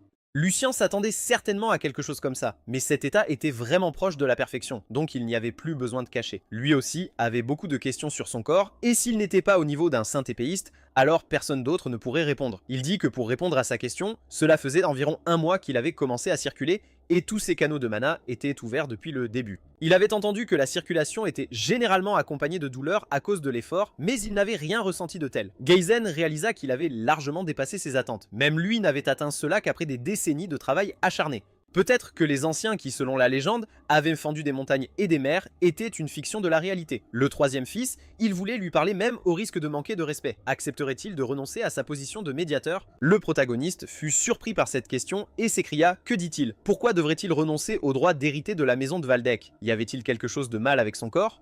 Serait-il incapable d'apprendre l'escrime ou quelque chose de terrible arriverait-il s'il utilisait du mana? Il répondit que c'était tout le contraire. Son corps était vraiment parfait. Non seulement il pouvait utiliser son mana et son corps à leur plein potentiel, mais il avait le potentiel d'aller encore plus loin. En d'autres termes, s'il se concentrait sur l'épée, devenir la prochaine source serait une simple affaire. Lucian réalisa qu'il se rapprochait de devenir un saint épéiste. Il savait que le corps de Lucian était particulier, mais là, il dépassait tout. Grâce à la chance, il avait appris le style ancien du cœur de lion et pensait d'avoir trouvé le chemin du sommet qu'il avait cherché dans sa vie précédente, mais il ne s'attendait pas à pouvoir explorer encore plus loin dans le domaine de l'épée épique. Cependant, il semble qu'il qu'il ne pourra pas, et il a dit qu'Aizen avait mentionné de choisir l'un des deux car il ne pouvait pas être à la fois héritier et suivre la voie du saint épéiste. Aizen confirma que c'était vrai, ou plus précisément, qu'il lui restait très peu de temps. Grâce au pouvoir de circulation, il pouvait bouger ainsi même à presque 100 ans, mais il ne pouvait plus nier que son corps vieillissait. S'il veut transmettre tout son savoir tant qu'il est encore une source, son emploi du temps sera serré même s'il se concentre exclusivement sur l'épée. Si ma mémoire est bonne, le saint épéiste mourra dans 8 ans. Le temps c'est vraiment court. Il a accepté l'offre et s'est consacré à la lame, mais les temps turbulents à venir dans ce monde ne suffisent pas.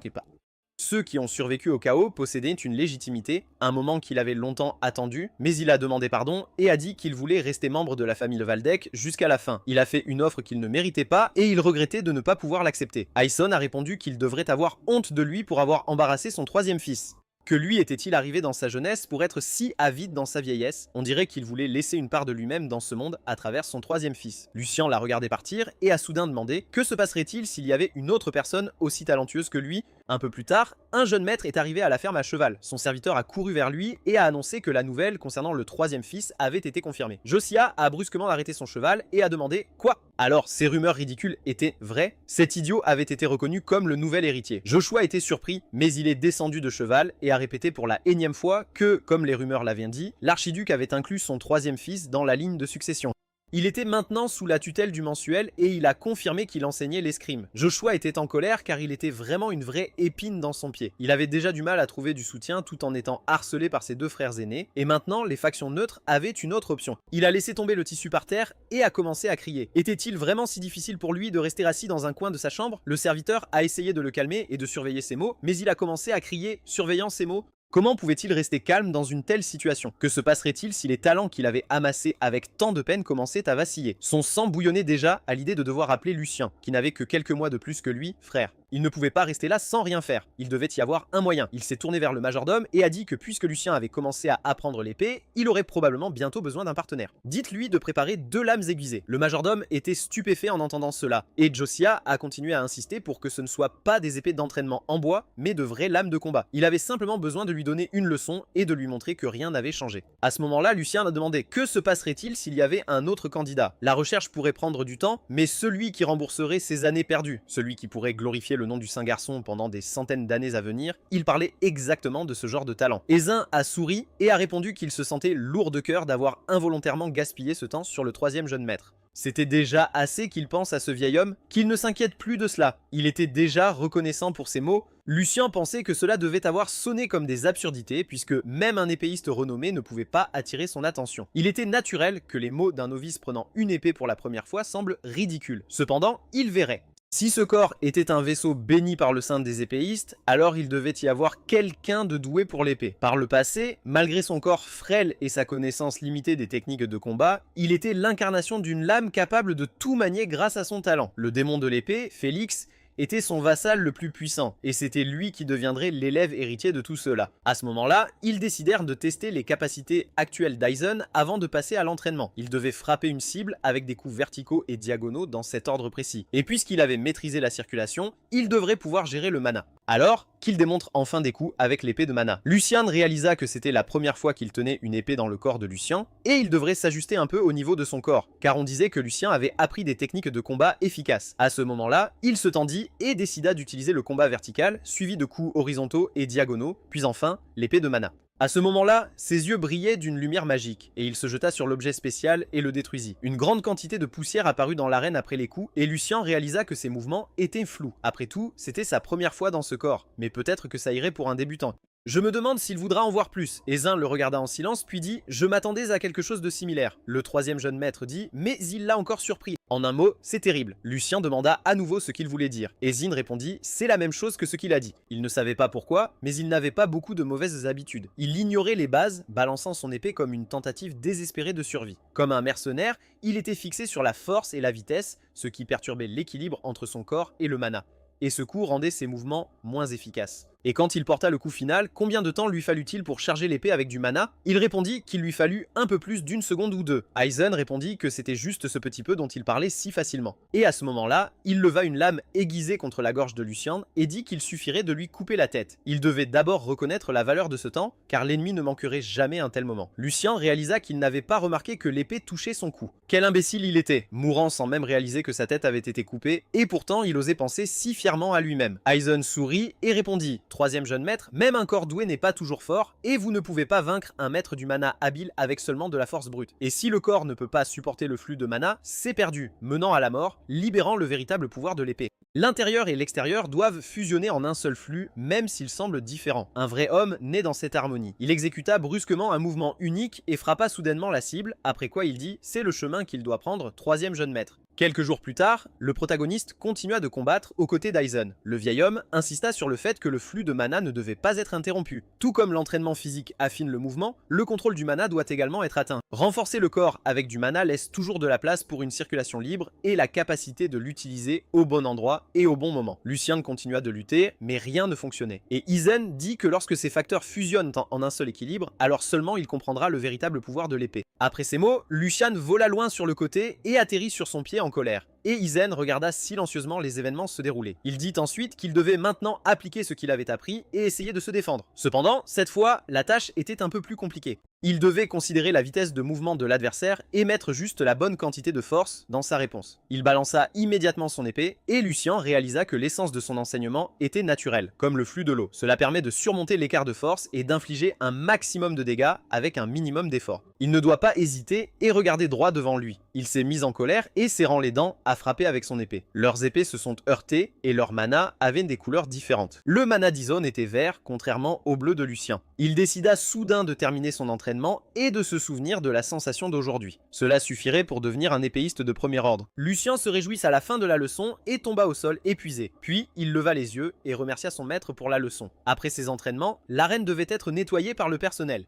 Ils étaient déjà revenus à l'entraînement qu'il avait subi. Le jeune maître va-t-il vraiment bien? À ce moment-là, le protagoniste se sentait mal et dit qu'il avait survécu à l'entraînement d'aujourd'hui. Ses mains tremblaient et il ne pouvait même pas croire que ces méthodes cruelles étaient finalement nécessaires pour éradiquer les habitudes de sa vie passée. Il n'avait pas d'autre choix, mais il saisissait rapidement l'essence. Il crée des situations dangereuses adaptées à son niveau et avec des instructions précises, obtient la bonne réaction. Plus facile à dire qu'à faire. C'est impossible de renverser cela sans comprendre l'état de son corps. Il faisait simplement confiance à ses conseils, mais il sentait déjà cela grandir en lui. Auparavant, il croyait que le chemin vers le sommet passait uniquement par des techniques de combat secrètes, bien que la chose la plus importante ait toujours été en lui. S'il avait su tout cela dans sa vie passée, son épée aurait été bien plus proche de l'homme qui lui avait dit de mourir pour lui. Puis il sourit et se jeta sur lui.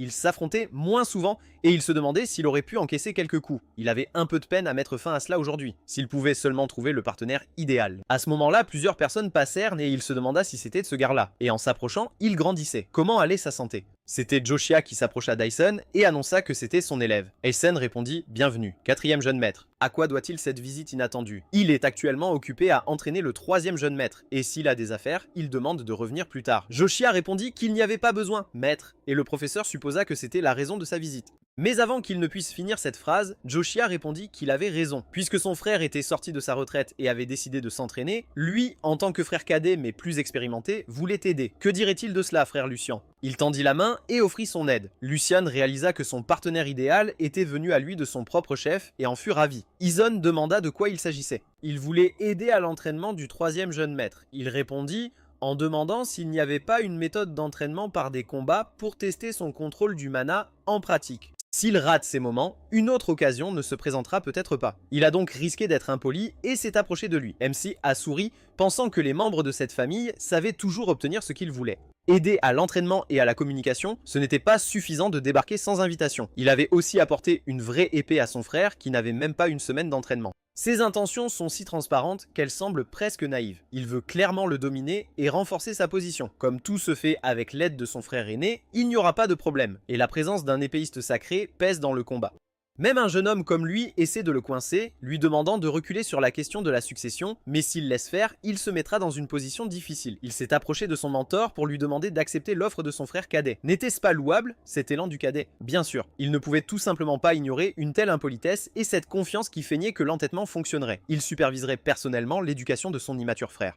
Joshua a souri avec irritation, et MC a dit qu'aujourd'hui serait le dernier jour où son comportement enfantin serait toléré, assez d'embarrasser l'épéiste. Pendant ce temps, Aizen pensait avoir compris les intentions du quatrième jeune maître, mais il a décidé de continuer. Il semblait que le sang serait inévitable. Il a hoché la tête et a dit que puisque tous deux le souhaitaient, il donnait sa permission. Cependant, ce serait le dernier combat de ce genre et il interviendrait immédiatement s'il jugeait la situation dangereuse. Ils ont tous deux répondu qu'ils en tiendraient compte, et Lucien, en tapotant la tête de son frère cadet, l'a défié à un grand combat auquel il a répondu avec irritation. Après cela, ils sont entrés dans l'arène. Aizen a averti que ce n'était pas un combat avec l'intention de se blesser, mais simplement un entraînement pour tester leurs apprentissages. Comme c'était le premier combat du troisième jeune maître, il devait adopter la posture d'un apprenti et le quatrième jeune maître devait assumer la responsabilité d'un senior en escrime. Qu'ils mènent ce duel d'une manière qui n'honore pas le nom de la famille Valdec. S'ils sont prêts, qu'ils dégainent leurs épées comme signe de commencement. Ils ont tous deux dégainé leurs épées et Joshua a regardé Lucien avec irritation, se demandant depuis quand il agissait comme un grand frère et répétait sans cesse cadet.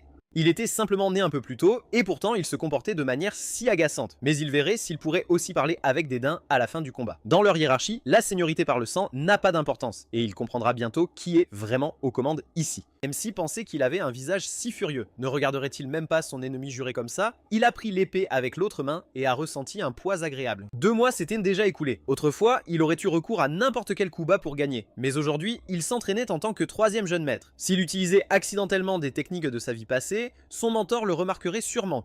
Même si son adversaire était rusé et perspicace, il n'était encore qu'un enfant qui ne connaissait pas la vie. Il était maintenant son frère cadet, donc il agirait avec raison. Joshua a demandé avec un sourire s'il regardait prudemment autour de lui. Où était passée sa confiance d'autrefois? Avait-il enfin réalisé qu'il tenait une vraie épée dans ses mains? Qu'il ne s'inquiète pas tant. On dit que des tragédies se produisent souvent dans des combats avec de vraies épées, mais cela ne menace que les adversaires de force égale. Cependant, s'il a peur, il peut prendre une épée en bois. Lucien a souri, décidant de reprendre ses mots sur les limites de la raison. Pour un frère désobéissant, le battre est le meilleur remède. Il a dit que ce serait pour le mieux, bien sûr, s'il ne veut pas se blesser. Il l'a encore appelé Junior, ce qui l'a encore plus mis en colère, le poussant à attaquer et à dire qu'il allait le faire regretter.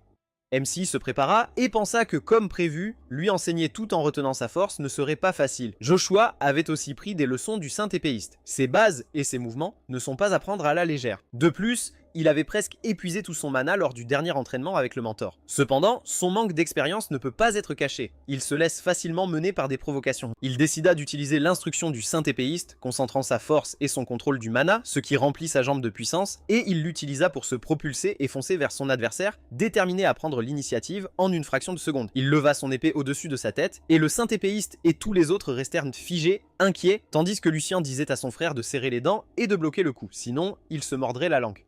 Après cela, il frappa et un rugissement se fit entendre. La poussière s'éleva dans toute l'arène. Joshua réussit à bloquer son coup, bien que difficilement, et MC lui dit de se rappeler qu'un vrai homme ne doit jamais céder à la faiblesse. Réalisa qu'il était tombé à genoux en bloquant son coup, Joshua se mit en colère et jeta son épée, lui disant de se taire. Ensuite, il augmenta la distance entre eux et dit qu'il ne l'avait frappé qu'une fois et que c'était par chance. La prochaine fois, cela ne se reproduira pas. Il courut vers lui et balança son épée, que Lucien esquiva en faisant un pas en arrière. Joshua courut à nouveau vers lui et l'attaqua. Lucien bloqua et croisa son regard enfantin amusé avant de repousser son épée, et ils commencèrent à s'échanger des coups. En regardant cela, le majordome se tourna vers le saint épéiste et dit que le duel semblait devenir trop féroce. Ne serait-il pas mieux de l'arrêter? Le jeune maître Joshua a une aversion particulière pour maître Lucien et essaie toujours de l'embêter.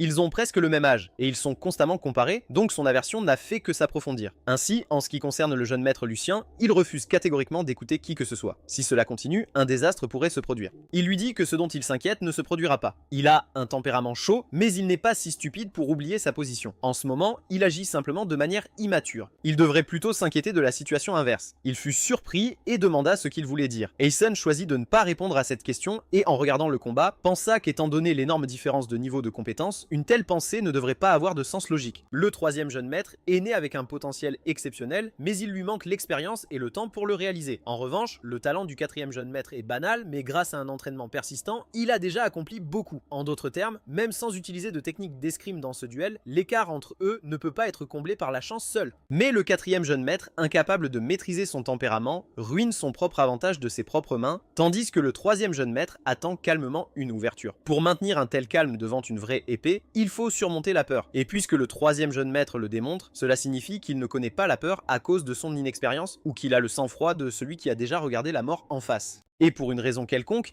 il lui semble que la seconde option est vraie. Ils continuaient tous à parer les coups de l'autre, et Joshua s'exclama où était passé tout son enthousiasme. Il aurait dû écouter quand il a cédé au début. Il n'était pas trop tard pour lui demander de poser son épée. MC bloqua son prochain coup et pensa que ce type devenait fou, mais ce n'est pas surprenant. Après tout, il pense qu'il écrase son grand frère dans la poussière. Son corps entier tremble à chaque coup. Au départ, il pensait tout finir d'un seul coup, car il n'y a pas d'ennemi plus faible que celui qui tombe dans la provocation. Il a juste mal calculé une chose. Joshua s'est révélé plus fort qu'il ne le pensait, et son mana n'était pas suffisant pour le vaincre d'un coup. Maintenant, il n'a même plus assez de mana pour renforcer son corps. Il apparaît un autre coup. Joshua a remarqué que son épée était devenue soudainement plus lourde. A-t-il vraiment encore la force pour ça? En voyant à quel point il respirait lourdement, il a immédiatement écarté cette pensée. Vu son état, il ne pouvait pas avoir beaucoup de force. Cela l'a fait sourire et se jeter sur lui, convaincu de mettre fin au duel sur le champ, mais une contre-attaque l'attendait. En fait, c'était exactement ce que Lucien recherchait.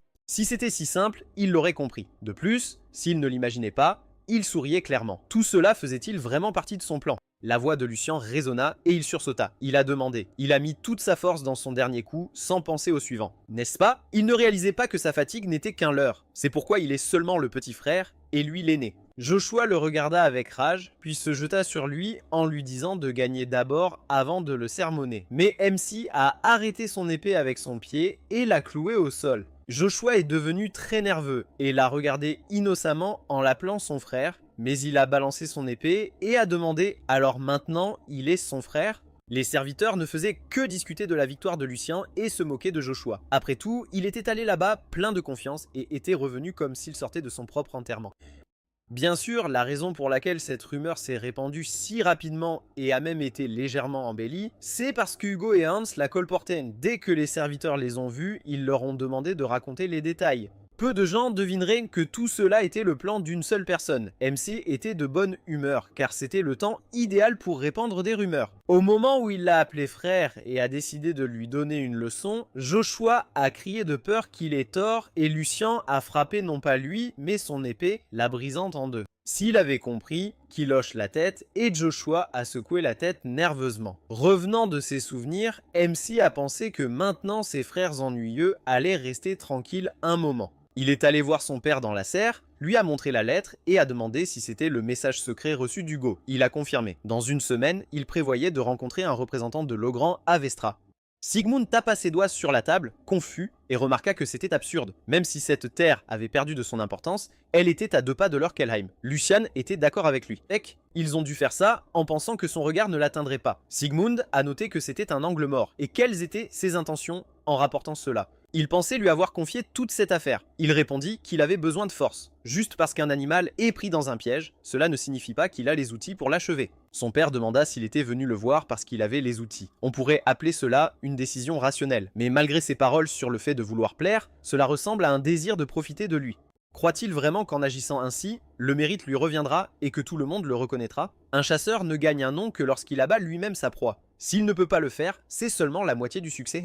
On lui a donné non seulement l'opportunité, mais aussi l'autorité de tout décider lui-même. Il a choisi la sécurité plutôt qu'un défi. Est-ce que vraiment le meilleur choix qu'il puisse faire? Il serra le poing et lui ordonna fermement de répondre, et il dit que s'il pouvait ainsi achever la chasse, il choisirait ce chemin avec plaisir. Son père fronça les sourcils et il continua, disant que si le chemin dont il parlait est la voie royale, il croit que seuls ceux qui ont de la force peuvent l'emprunter. Pendant que les hommes tremblent à l'ombre de la bête, prétendre que la seule forme de bravoure est de frapper personnellement avec une lance n'est finalement rien d'autre qu'une imprudence. Même en cas de succès, ce n'est que de la stupidité aveugle. Au final, il perdra la confiance. Il croit que l'essence de la chasse n'est pas de tuer, mais de défendre. Si une menace peut être éliminée de manière fiable, est-ce vraiment important comment elle est finalement jugée? Mais cela ne signifie pas qu'il va tout prendre à la légère en jouant le saint. C'est une question de la personne à qui il passe le mérite. Si le jour vient où il ne peut même pas tirer une corde d'arc, le destin de celui qui héritera de cet arc sera scellé. Son père réfléchit un instant, puis cessa de le presser et dit que cette réponse suffisait. Entendre une telle objection en face, il ne se souvenait pas de la dernière fois que cela lui était arrivé. Il ne s'attendait pas à recevoir de telles paroles de sa part. C'était une bonne réponse. Il était heureux de recevoir des éloges de son père, et il continua en disant qu'un homme doit être confiant dans le chemin qu'il suit. Si un mot peut le faire vaciller, il n'accomplira rien. Il demanda si c'était vraiment d'un test. Sigmund le confirma. Il voulait savoir s'il vacillerait face à l'autorité. Si un homme est déchiré, incapable de trouver une réponse par lui-même, qui suivra vraiment quelqu'un qui ne peut même pas rester fidèle à ses propres convictions, quel genre de chef de famille est-il ? Il n'est même pas digne d'être appelé un homme. MC pensa que ce n'était pas surprenant. Il ne pouvait s'empêcher de savoir que cette affaire dépassait ses capacités. Il se demandait pourquoi il était si strict. Rien n'est facile. Comme la conversation s'était bien déroulée, il a demandé quel soutien il aurait. Il a répondu qu'il lui donnerait les outils nécessaires. Si un grand détachement avançait, il le remarquerait. Ils agiraient en petits groupes d'élite. Lucien était d'accord et, avec un rire gêné, a demandé s'il pouvait lui prêter quelques chevaliers. Sigmund ne l'a pas laissé finir et a dit qu'il lui donnerait des lions noirs. Une semaine passa. Lucien et Hugo se rendirent sur place. MC regarda autour de lui et remarqua que cette ville était dans un état terrible. C'était bien pire que ce qu'il avait entendu. Il n'y avait presque plus personne ici. Hugo dit que bien que la ville soit proche de Kelheim, il n'y avait pas assez de ressources. C'est pourquoi ils avaient choisi cet endroit. Mais lui dirait-il comment il savait tant de choses sur ses plans? Anne semblait également dans le flou. Il sourit et promit de lui en parler, mais plus tard, pour l'instant, il devait se concentrer sur leur proie. A-t-il tout préparé pour le piège? Il confirma.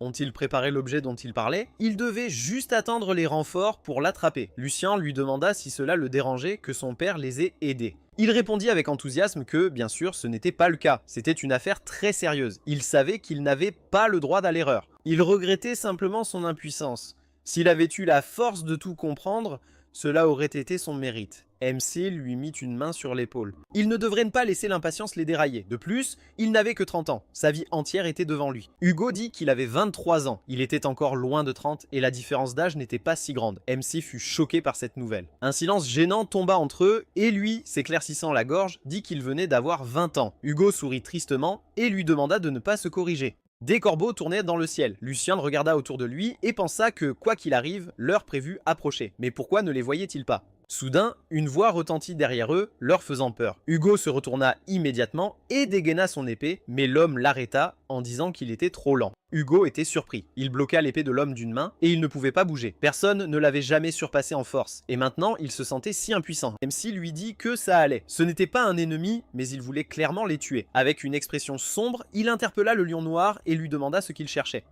Hugo sauta immédiatement loin de lui et alla vers son maître, demandant si le lion noir des rumeurs était vraiment leur renfort. Le lion noir est une équipe qui fait tout le sale boulot de la famille Waldeck dans l'ombre.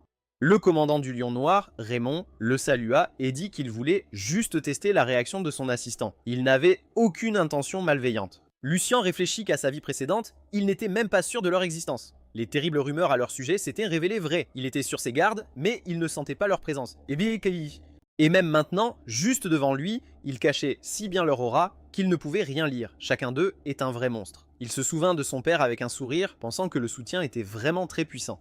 Après cela, ils se rendirent à l'auberge pour discuter. MC dit à l'équipe qu'il croyait qu'ils étaient déjà au courant des détails de la mission. La famille Logron avait mordu à l'hameçon et se dirigeait ici. Tout ce qu'ils avaient besoin, c'était d'une chose, capturer le chef vivant. Le reste pouvait être tué. Ils avaient franchi la ligne, donc pas besoin de faire des manières. Sinon qu'ils agissent à leur guise. Raymond réfléchit qu'au début, il pensait que l'archiduc les avait envoyés simplement pour rendre service au troisième jeune maître. Mais il semblait que ce n'était pas la seule raison. Peut-être que quelque chose va bientôt se passer. Il pressa son poing contre sa poitrine, disant qu'il comprenait tout, et les membres de l'équipe répétèrent après lui. Au coucher du soleil, la voiture de la famille arriva en ville. Le jeune maître de la maison Logrande grimaça de dégoût, disant que le trajet avait été si morose. S'il n'avait pas reçu les ordres de son père, il ne serait jamais allé dans un endroit aussi reculé. Il trouva même dégoûtant de respirer ici. Il est le quatrième fils de la maison Legrand, Philippe Legrand. Un habitant courut immédiatement pour l'accueillir avec enthousiasme, disant qu'il avait manqué de respect en ne sachant pas l'arrivée d'un tel noble seigneur. Son chevalier pointa son épée vers lui et lui ordonna de s'arrêter, disant que s'il faisait même un pas,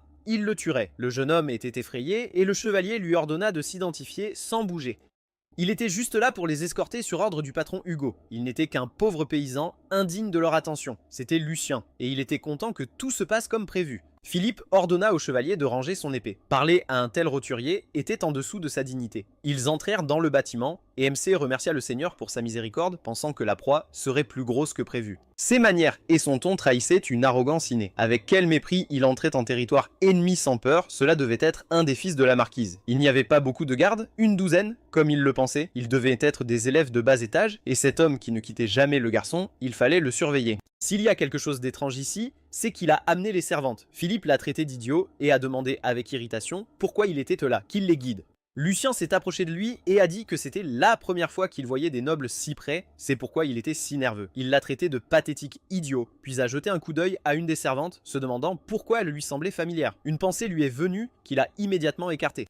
Cela ne pouvait tout simplement pas être vrai, c'était impensable, elle lui ressemblait juste. MC l'a conduit à l'auberge. Philippe a regardé autour de lui et a dit avec dégoût que c'était encore pire à l'intérieur avec cette terrible odeur. Cet idiot d'Hugo a-t-il vraiment détourné l'argent de la famille? Hugo est sorti de l'ombre et a dit que tout ce qui était à l'extérieur n'était qu'une distraction. Après tout, c'est ce qui est à l'intérieur qui compte, n'est-ce pas? Philippe a demandé « Qui diable est-il » Il a répondu qu'il était le régisseur, Hugo. Puisque l'objet nécessite des soins particuliers, les préparatifs ont pris un peu de temps. Philippe a remarqué que puisqu'il était venu le rencontrer personnellement, cela signifiait qu'il ne préparait pas de tour, à quoi il a demandé en riant s'il risquait vraiment d'irriter la maison Legrand pour quelques pièces, bien qu'il leur ait envoyé ses rapports ennuyeux. Et puisqu'il était réellement venu ici, il devait être très curieux de voir l'objet qui ferait pourrir Kelheim. Il va le lui montrer tout de suite. Lucien a souri avec satisfaction, pensant qu'il avait un tel contrôle de soi. Il a menti si calmement, et sa voix n'a même pas tremblé.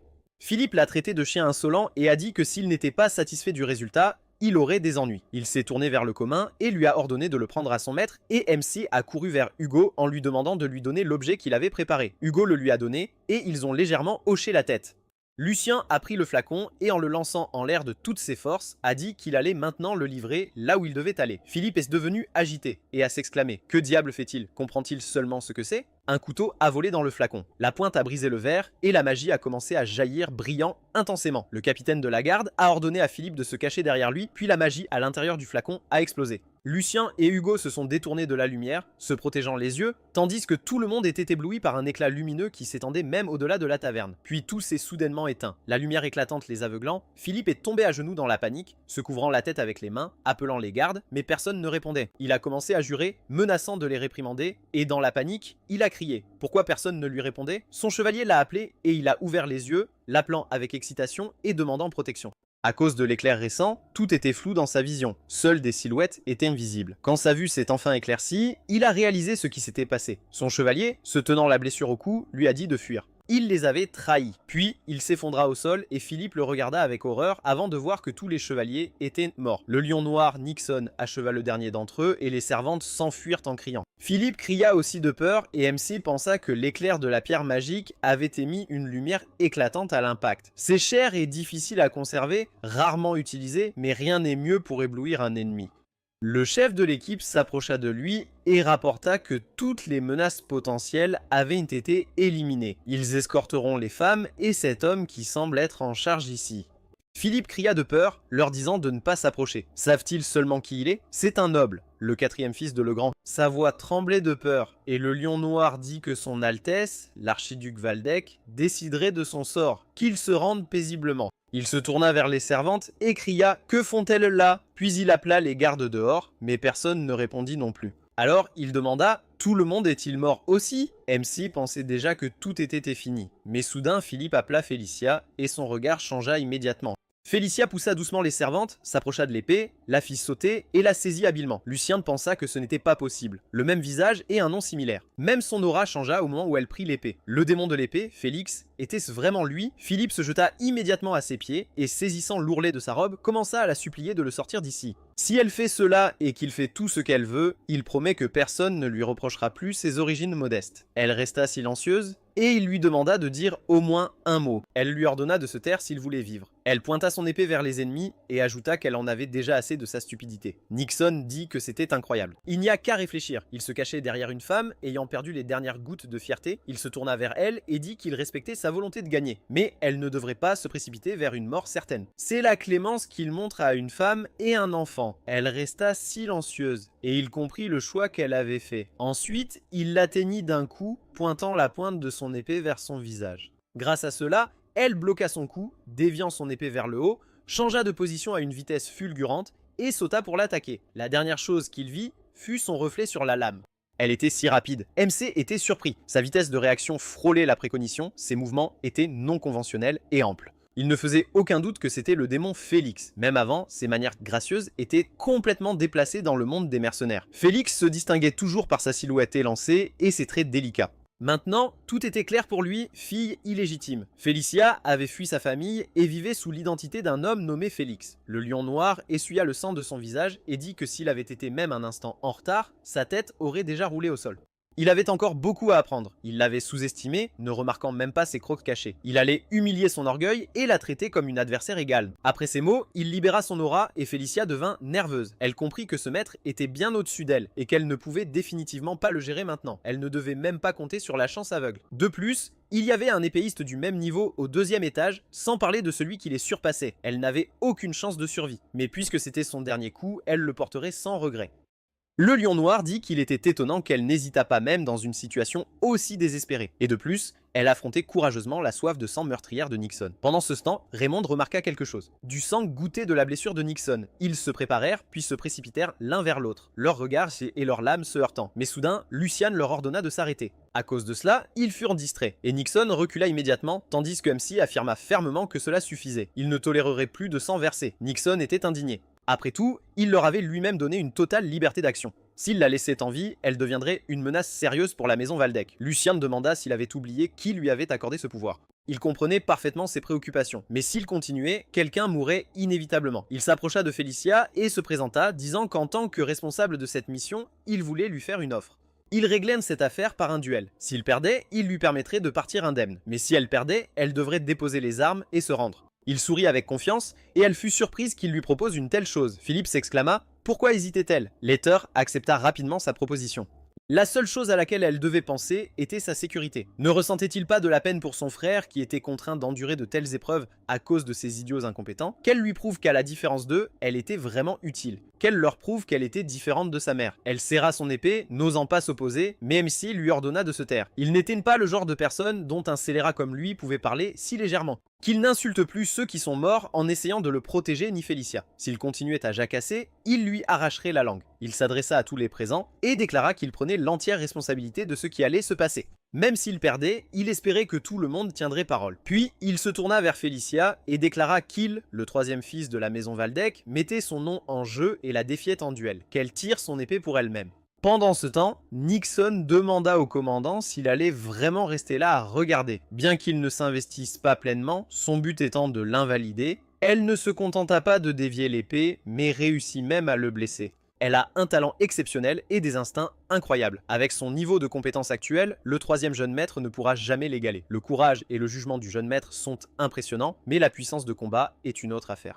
Il devait prendre une décision. Raymond dit qu'il partageait cet avis, mais cette fois, il voulait simplement observer la situation. Au moment où le 3e jeune maître prit son épée pour le duel, il lui expliqua ce qu'il avait compris en croisant le fer. Ce talent mystérieux de la fille à l'épée et ses yeux exceptionnels. Le 3e jeune maître voit tout parfaitement et est conscient de ses capacités. Ils vont observer et découvrir ce qu'il essaie d'accomplir. Félicia, quant à elle, pensait que Lucien Waldeck n'était pas du tout comme les autres nobles qu'elle connaissait. Il ne se contenta pas de se déguiser en serviteur personnel et d'espionner les forces de Logren. Il s'engageait lui-même dans un duel apparemment inutile. Elle ne peut pas comprendre pleinement toutes ses véritables intentions, mais elle est sûre d'une chose, il n'est pas son égal, elle pinça les lèvres et dit qu'elle n'oubliera jamais sa clémence. Puisqu'il a donné une chance à une simple servante, si elle le bat, elle acceptera la honte et quittera cet endroit en silence. Il a dit que s'il gagnait, elle irait avec lui à Kelheim. Il semblait qu'elle avait déjà pris sa décision. Elle pointa son épée vers lui avec confiance, et il fit de même. Elle ne voulait pas lui infliger de blessures inutiles, et pensa à l'invalider d'un coup,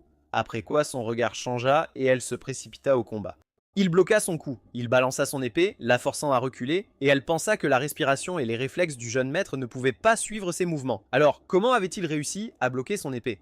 Avant qu'elle ne s'en rende compte, il était devant elle, et elle réussit à bloquer le coup. MC commença à la presser et pensa qu'elle était probablement complètement sonnée par la situation dans laquelle elle se trouvait maintenant. Même si elle avait gardé un peu de force au cas où, l'écart entre elle et lui était désormais trop grand. Mais il la connaît mieux qu'elle ne se connaît elle-même, ses habitudes, ses faiblesses et même la trajectoire de son épée. Leur rencontre passée avait été brève, mais ils s'étaient battus avec acharnement et avaient beaucoup appris l'un de l'autre. S'il y a quelqu'un que son corps se souvient parfaitement, c'est elle. Bien sûr, le temps qu'ils avaient passé ensemble n'avait pas été long. Néanmoins, elle n'avait ménagé aucun effort pour lui enseigner l'art de l'épée, même en sachant qu'un jour il pourrait devenir ennemi. Félicia reprit son souffle, le regardant, stupéfaite, et il pensa qu'il allait enfin lui rendre un peu de ce qu'il lui devait depuis tout ce temps. La nuit, l'équipe rentra chez elle. Sigmund se tenait sur le balcon, scrutant ses possessions, et demanda à Raymond comment tout s'était passé.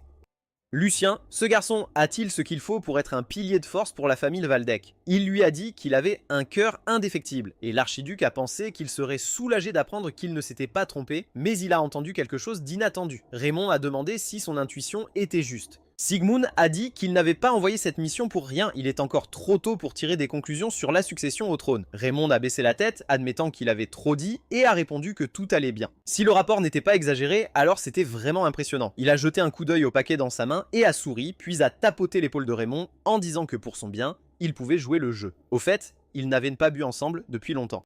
Ils viennent d'apporter un excellent vin, veut-il se joindre à lui? C'est son cépage préféré, donc il devrait aimer. Raymond a ri et a dit qu'il avait peur de bientôt regretter ses mots. Même une nuit ne suffirait pas pour entendre toute l'histoire de cette mission. Après avoir terminé la mission à Vestra, MC est parti pour Kelheim le matin. Dès que leur duel a pris fin, Félicia a perdu connaissance à cause d'un contrôle excessif du mana. Pour l'aider à récupérer, il a envoyé Félicia et les servantes dans la ville la plus proche. Il a forcé le gars qui prétendait être un noble, jusqu'à la fin, à creuser des tombes pour ses vassaux de ses propres mains, espérant qu'il comprendrait le poids des vies qu'il avait prises. Il a fermé les yeux, profitant du soleil, de la brise et du silence, rapidement interrompu par Philippe. Il a crié à Hugo qu'il ne lui pardonnerait pas cela. Pense-t-il qu'il va survivre après avoir osé les trahir? Il a appelé Lucien et a dit qu'il exigeait d'être traité comme un prisonnier de guerre. Comment un fils de la maison Legrand pouvait-il être traité ainsi? Voulait-il vraiment faire de leur maison son ennemi? MC l'a regardé avec dégoût, réalisant qu'il n'avait toujours pas compris la gravité de ce qu'il avait fait, et lui a donné un conseil. S'il voulait vivre encore un peu, il ferait mieux de surveiller sa langue. C'était un endroit où même son puissant père n'oserait pas s'aventurer, car c'était le cœur de Waldeck, Kelheim. Ils sont enfin arrivés en ville et dès que les portes se sont ouvertes, il a vu quelque chose d'inattendu. Des gens bordant la route, le saluant et le remerciant d'avoir exposé les atrocités de la maison Legrand et d'avoir capturé leur chef vivant. Tout le monde l'accueillait avec des sourires et de la joie. Hugo était confus et a demandé ce qui se passait ici. Lucien a ri doucement et a dit qu'il avait effectivement demandé dans sa lettre l'opportunité d'exposer les atrocités de la maison Legrand, mais il semblait que son père avait décidé de le soutenir pleinement. Il s'est tourné vers Hugo et lui a dit de garder la tête haute et d'accepter cela. C'était son premier grand succès. Ils sont passés devant des gens qui les remerciaient et Sigmund regardait depuis la tour. Il a dit qu'il semblait aussi vieillir car il avait organisé une procession triomphale juste parce que son fils l'avait demandé. Edwin a souri et a demandé s'il n'avait pas accompli un grand exploit, et en plus, à la perfection. Il considérait cette procession comme bien méritée. De plus, la lettre du jeune maître Lucien n'était pas simplement une tentative de renforcer sa position. C'était un mouvement destiné à démontrer la détermination de la famille Waldeck au peuple et à envoyer un message fort à la famille impériale et à la maison Legrand. Il avait sûrement prévu cela et avait donc donné sa permission. Sigmund a dit que l'Empire avait été particulièrement agité ces derniers temps. Même le soleil, qui semblait éternel, même les griffes de lion, qui semblaient indestructibles, se fissurent avec le temps. Pour éviter d'être emportés par ce flot, ils doivent aiguiser leurs lames plus que jamais. De retour chez lui, MC s'est effondré sur le lit et a lourdement soupiré, pensant qu'il se sentait de nouveau vivant. Il n'arrivait pas à croire qu'il avait tant manqué cela, s'étant rapidement habitué à la vie noble. Le duc avait prévu un rapport séparé pour lui ce soir, donc il avait un peu de temps libre. L'événement avait porté bien plus de fruits que prévu. Il avait sécurisé Félicia plus tôt que prévu, organisé une procession triomphale pour dissiper la mauvaise réputation d'un coup, donné à Hugo une forte motivation pour agir et même établi un lien avec le lion noir. Les pièces éparpillées du puzzle commençaient à s'assembler.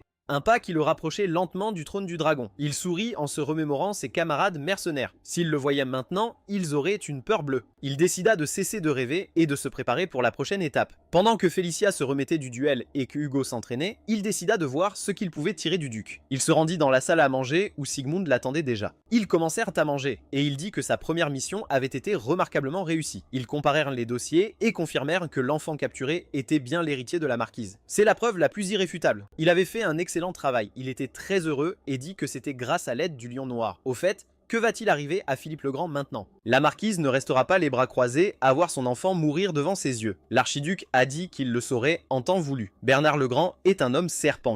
Il n'hésitera pas à sacrifier son propre enfant pour le bien de sa famille. Un héritier suffit pour continuer la lignée. À cause de cela, Lucien devint nerveux, et son père lui dit qu'il n'avait pas à s'inquiéter. Il avait déjà fait plus que suffisant. Qu'il dise maintenant ce qu'il veut en récompense pour cette mission. Ce n'est pas pour rien qu'il lui a envoyé une lettre. Il doute qu'il se limite à un simple retour triomphal. Il rit maladroitement et détourna le regard en disant qu'il lui avait posé la question, si directement qu'il se sentait un peu mal à l'aise. Mais puisque la conversation avait déjà commencé, il oserait exprimer sa demande. Et il décida de commencer par Hugo, qui s'était tant distingué cette fois. Mais avant qu'il puisse finir, son père dit que c'était impossible. MC l'appela, confus, en disant qu'il n'avait même pas terminé, et il demanda s'il allait demander une chevalerie pour lui, n'est-ce pas? Il les avait aidés cette fois, mais ses liens passés avec la famille de la marquise ne pouvaient être ignorés. S'il ne l'avait pas attiré, il serait resté avec eux jusqu'à la fin. Lucien essaya de le dissuader en disant que ce n'était que de la spéculation. Le fait est qu'il était de son côté et avait prouvé son excellence. Son père lui lança un regard sévère et lui dit de s'arrêter. Un chevalier doit gagner son honneur par des exploits indiscutables. Croit-il vraiment qu'il a de telles qualités? MC baissa les yeux, déçu. Il savait qu'il dirait cela, mais cela semblait être un refus définitif. Son père dit que s'il avait besoin de pièces d'or, il lui donnerait un coffre plein. Et si nécessaire, il lui fournirait un nouveau nom, mais il ne deviendrait pas chevalier. Du moins, pas maintenant. Lucien s'excusa silencieusement auprès de Hugo. Il leur faudrait attendre une autre chance. Il n'a plus discuté avec son père et a dit qu'il avait raison. Il semblait qu'il s'était précipité. Sigmund lui dit dans ce cas de demander autre chose, cette fois moins exorbitant. MC sourit et dit qu'il aurait alors une demande très modeste. Qu'il permette à Félicia de rencontrer le saint épéiste. Son père fut très surpris par cette demande. Quelque temps plus tard, dans un camp de prisonniers, Félicia s'assit dans la pièce et pensa « Ce n'est pas une prison ordinaire, mais une institution spéciale pour la noblesse. » Elle a été envoyée ici avec un domestique, mais ils sont nourris et soignés. Quel est leur but? Elle se souvenait de la façon dont elle avait été traitée auparavant et pensait que c'était peut-être pour le mieux. Au moins, elle avait réussi à s'échapper de cet endroit infernal. Elle se souvenait du duel avec Lucien, à quel point elle aurait aimé pouvoir tenir une épée dans ses mains au moins une fois de plus avant de mourir. Si elle pouvait rêver de plus, alors elle aimerait le combattre une fois de plus. Même si, bien sûr, cela n'avait aucun sens. MC entra dans sa chambre et dit que selon le guérisseur, elle avait des problèmes de contrôle du mana. Elle souffrait d'un épuisement et d'une fatigue intense. Est-ce qu'elle se sentait mieux? Était-elle assez forte pour tenir à nouveau une épée? Elle était surprise par son arrivée, mais maintenant, elle n'était préoccupée que par ses paroles à propos de l'épée. Il lui a demandé si elle allait rester ici pour toujours. Étonnamment, elle aimait clairement la vie en prison. Il prit du pain dans l'assiette et en prit une bouchée, disant qu'il n'avait pas fait autant d'efforts pour l'amener ici pour ça. Il demanderait directement, ne voulait-elle pas révéler ici son talent avec l'épée? Il n'avait pas l'intention de la laisser rester une épéiste ordinaire. Il lui recommanderait de devenir l'apprenti de l'épéiste Aizen. Elle serra les dents et siffla. Est-ce qu'il se moquait d'elle maintenant? Elle s'exclama qu'il était absurde en soi qu'une simple servante et une femme comme elle deviennent épéistes, encore moins apprentie d'un saint épéiste. Son statut était bas, mais elle n'était pas stupide au point d'oublier sa place. Lucien se rendit compte qu'il avait été un peu précipité. Sa réaction fut tout à fait naturelle. Bien qu'elle soit l'enfant illégitime de la marquise, elle n'était même pas autorisée à tenir une épée et encore moins à apprendre à la manier. Au lieu de cela, elle a souffert de l'envie et de la persécution de ses frères et sœurs. Le résultat fut le démon épée Félix qui s'échappa de la maison de Logrand. Il a dit qu'il comprenait pourquoi elle ne lui faisait pas confiance et qu'elle devrait donc bien réfléchir avant de prendre une décision. Confuse, elle a demandé que voulait-il dire. Il a dit que cela signifiait qu'il lui laissait la liberté de choix. Il se dirigea vers la sortie et dit enfin qu'elle pouvait partir aujourd'hui, donc il ne dirait qu'une chose, qu'elle ne rende pas l'épée. Elle ne devient elle-même que lorsqu'elle tient une épée à la main. Ces paroles lui transpercèrent le cœur car même sa propre famille lui avait pris l'épée. Elle sauta du lit avec enthousiasme et l'appela pour lui demander si elle avait vraiment le droit à cela. Pourrait-elle se consacrer uniquement à l'épée en jetant tout le reste? Il lui répondit que si son cœur le désirait, il jure sur son nom qu'elle pourrait le faire. Alors qu'il était encore mercenaire, il demanda à Félix quel était son rêve. D'autres rêvent de vivre dans le luxe et l'honneur, mais pour lui, il lui semblait que tout était différent. Pour lui, devenir chevalier n'était pas un problème. Capitaine des chevaliers, ou peut-être un titre de noblesse. Il répondit qu'il n'y avait jamais vraiment pensé, mais que s'il ne pouvait souhaiter qu'une chose, il voudrait se consacrer uniquement à l'épée en abandonnant tout le reste. Cela lui suffirait. Après cela, MC l'a accompagné au terrain d'entraînement où il a vu son père. Il s'approcha de lui et lui demanda, confus, qu'est-ce qu'il a amené ici? Il répondit qu'après tout, c'était une rencontre avec l'épée sacrée. Pensait-il vraiment qu'il allait rater un événement aussi important? Il tourna son regard vers les gens qui l'avaient amené, et ceux-ci s'inclinèrent immédiatement devant lui en guise de salutation. Sigmund a demandé « Alors c'est Hugo ?» Il le regarda avec un air inquiet et dit qu'il avait entendu dire qu'il avait bien fait cette fois. Cependant, ses péchés passés étaient trop importants pour qu'on puisse les ignorer au nom d'un seul mérite.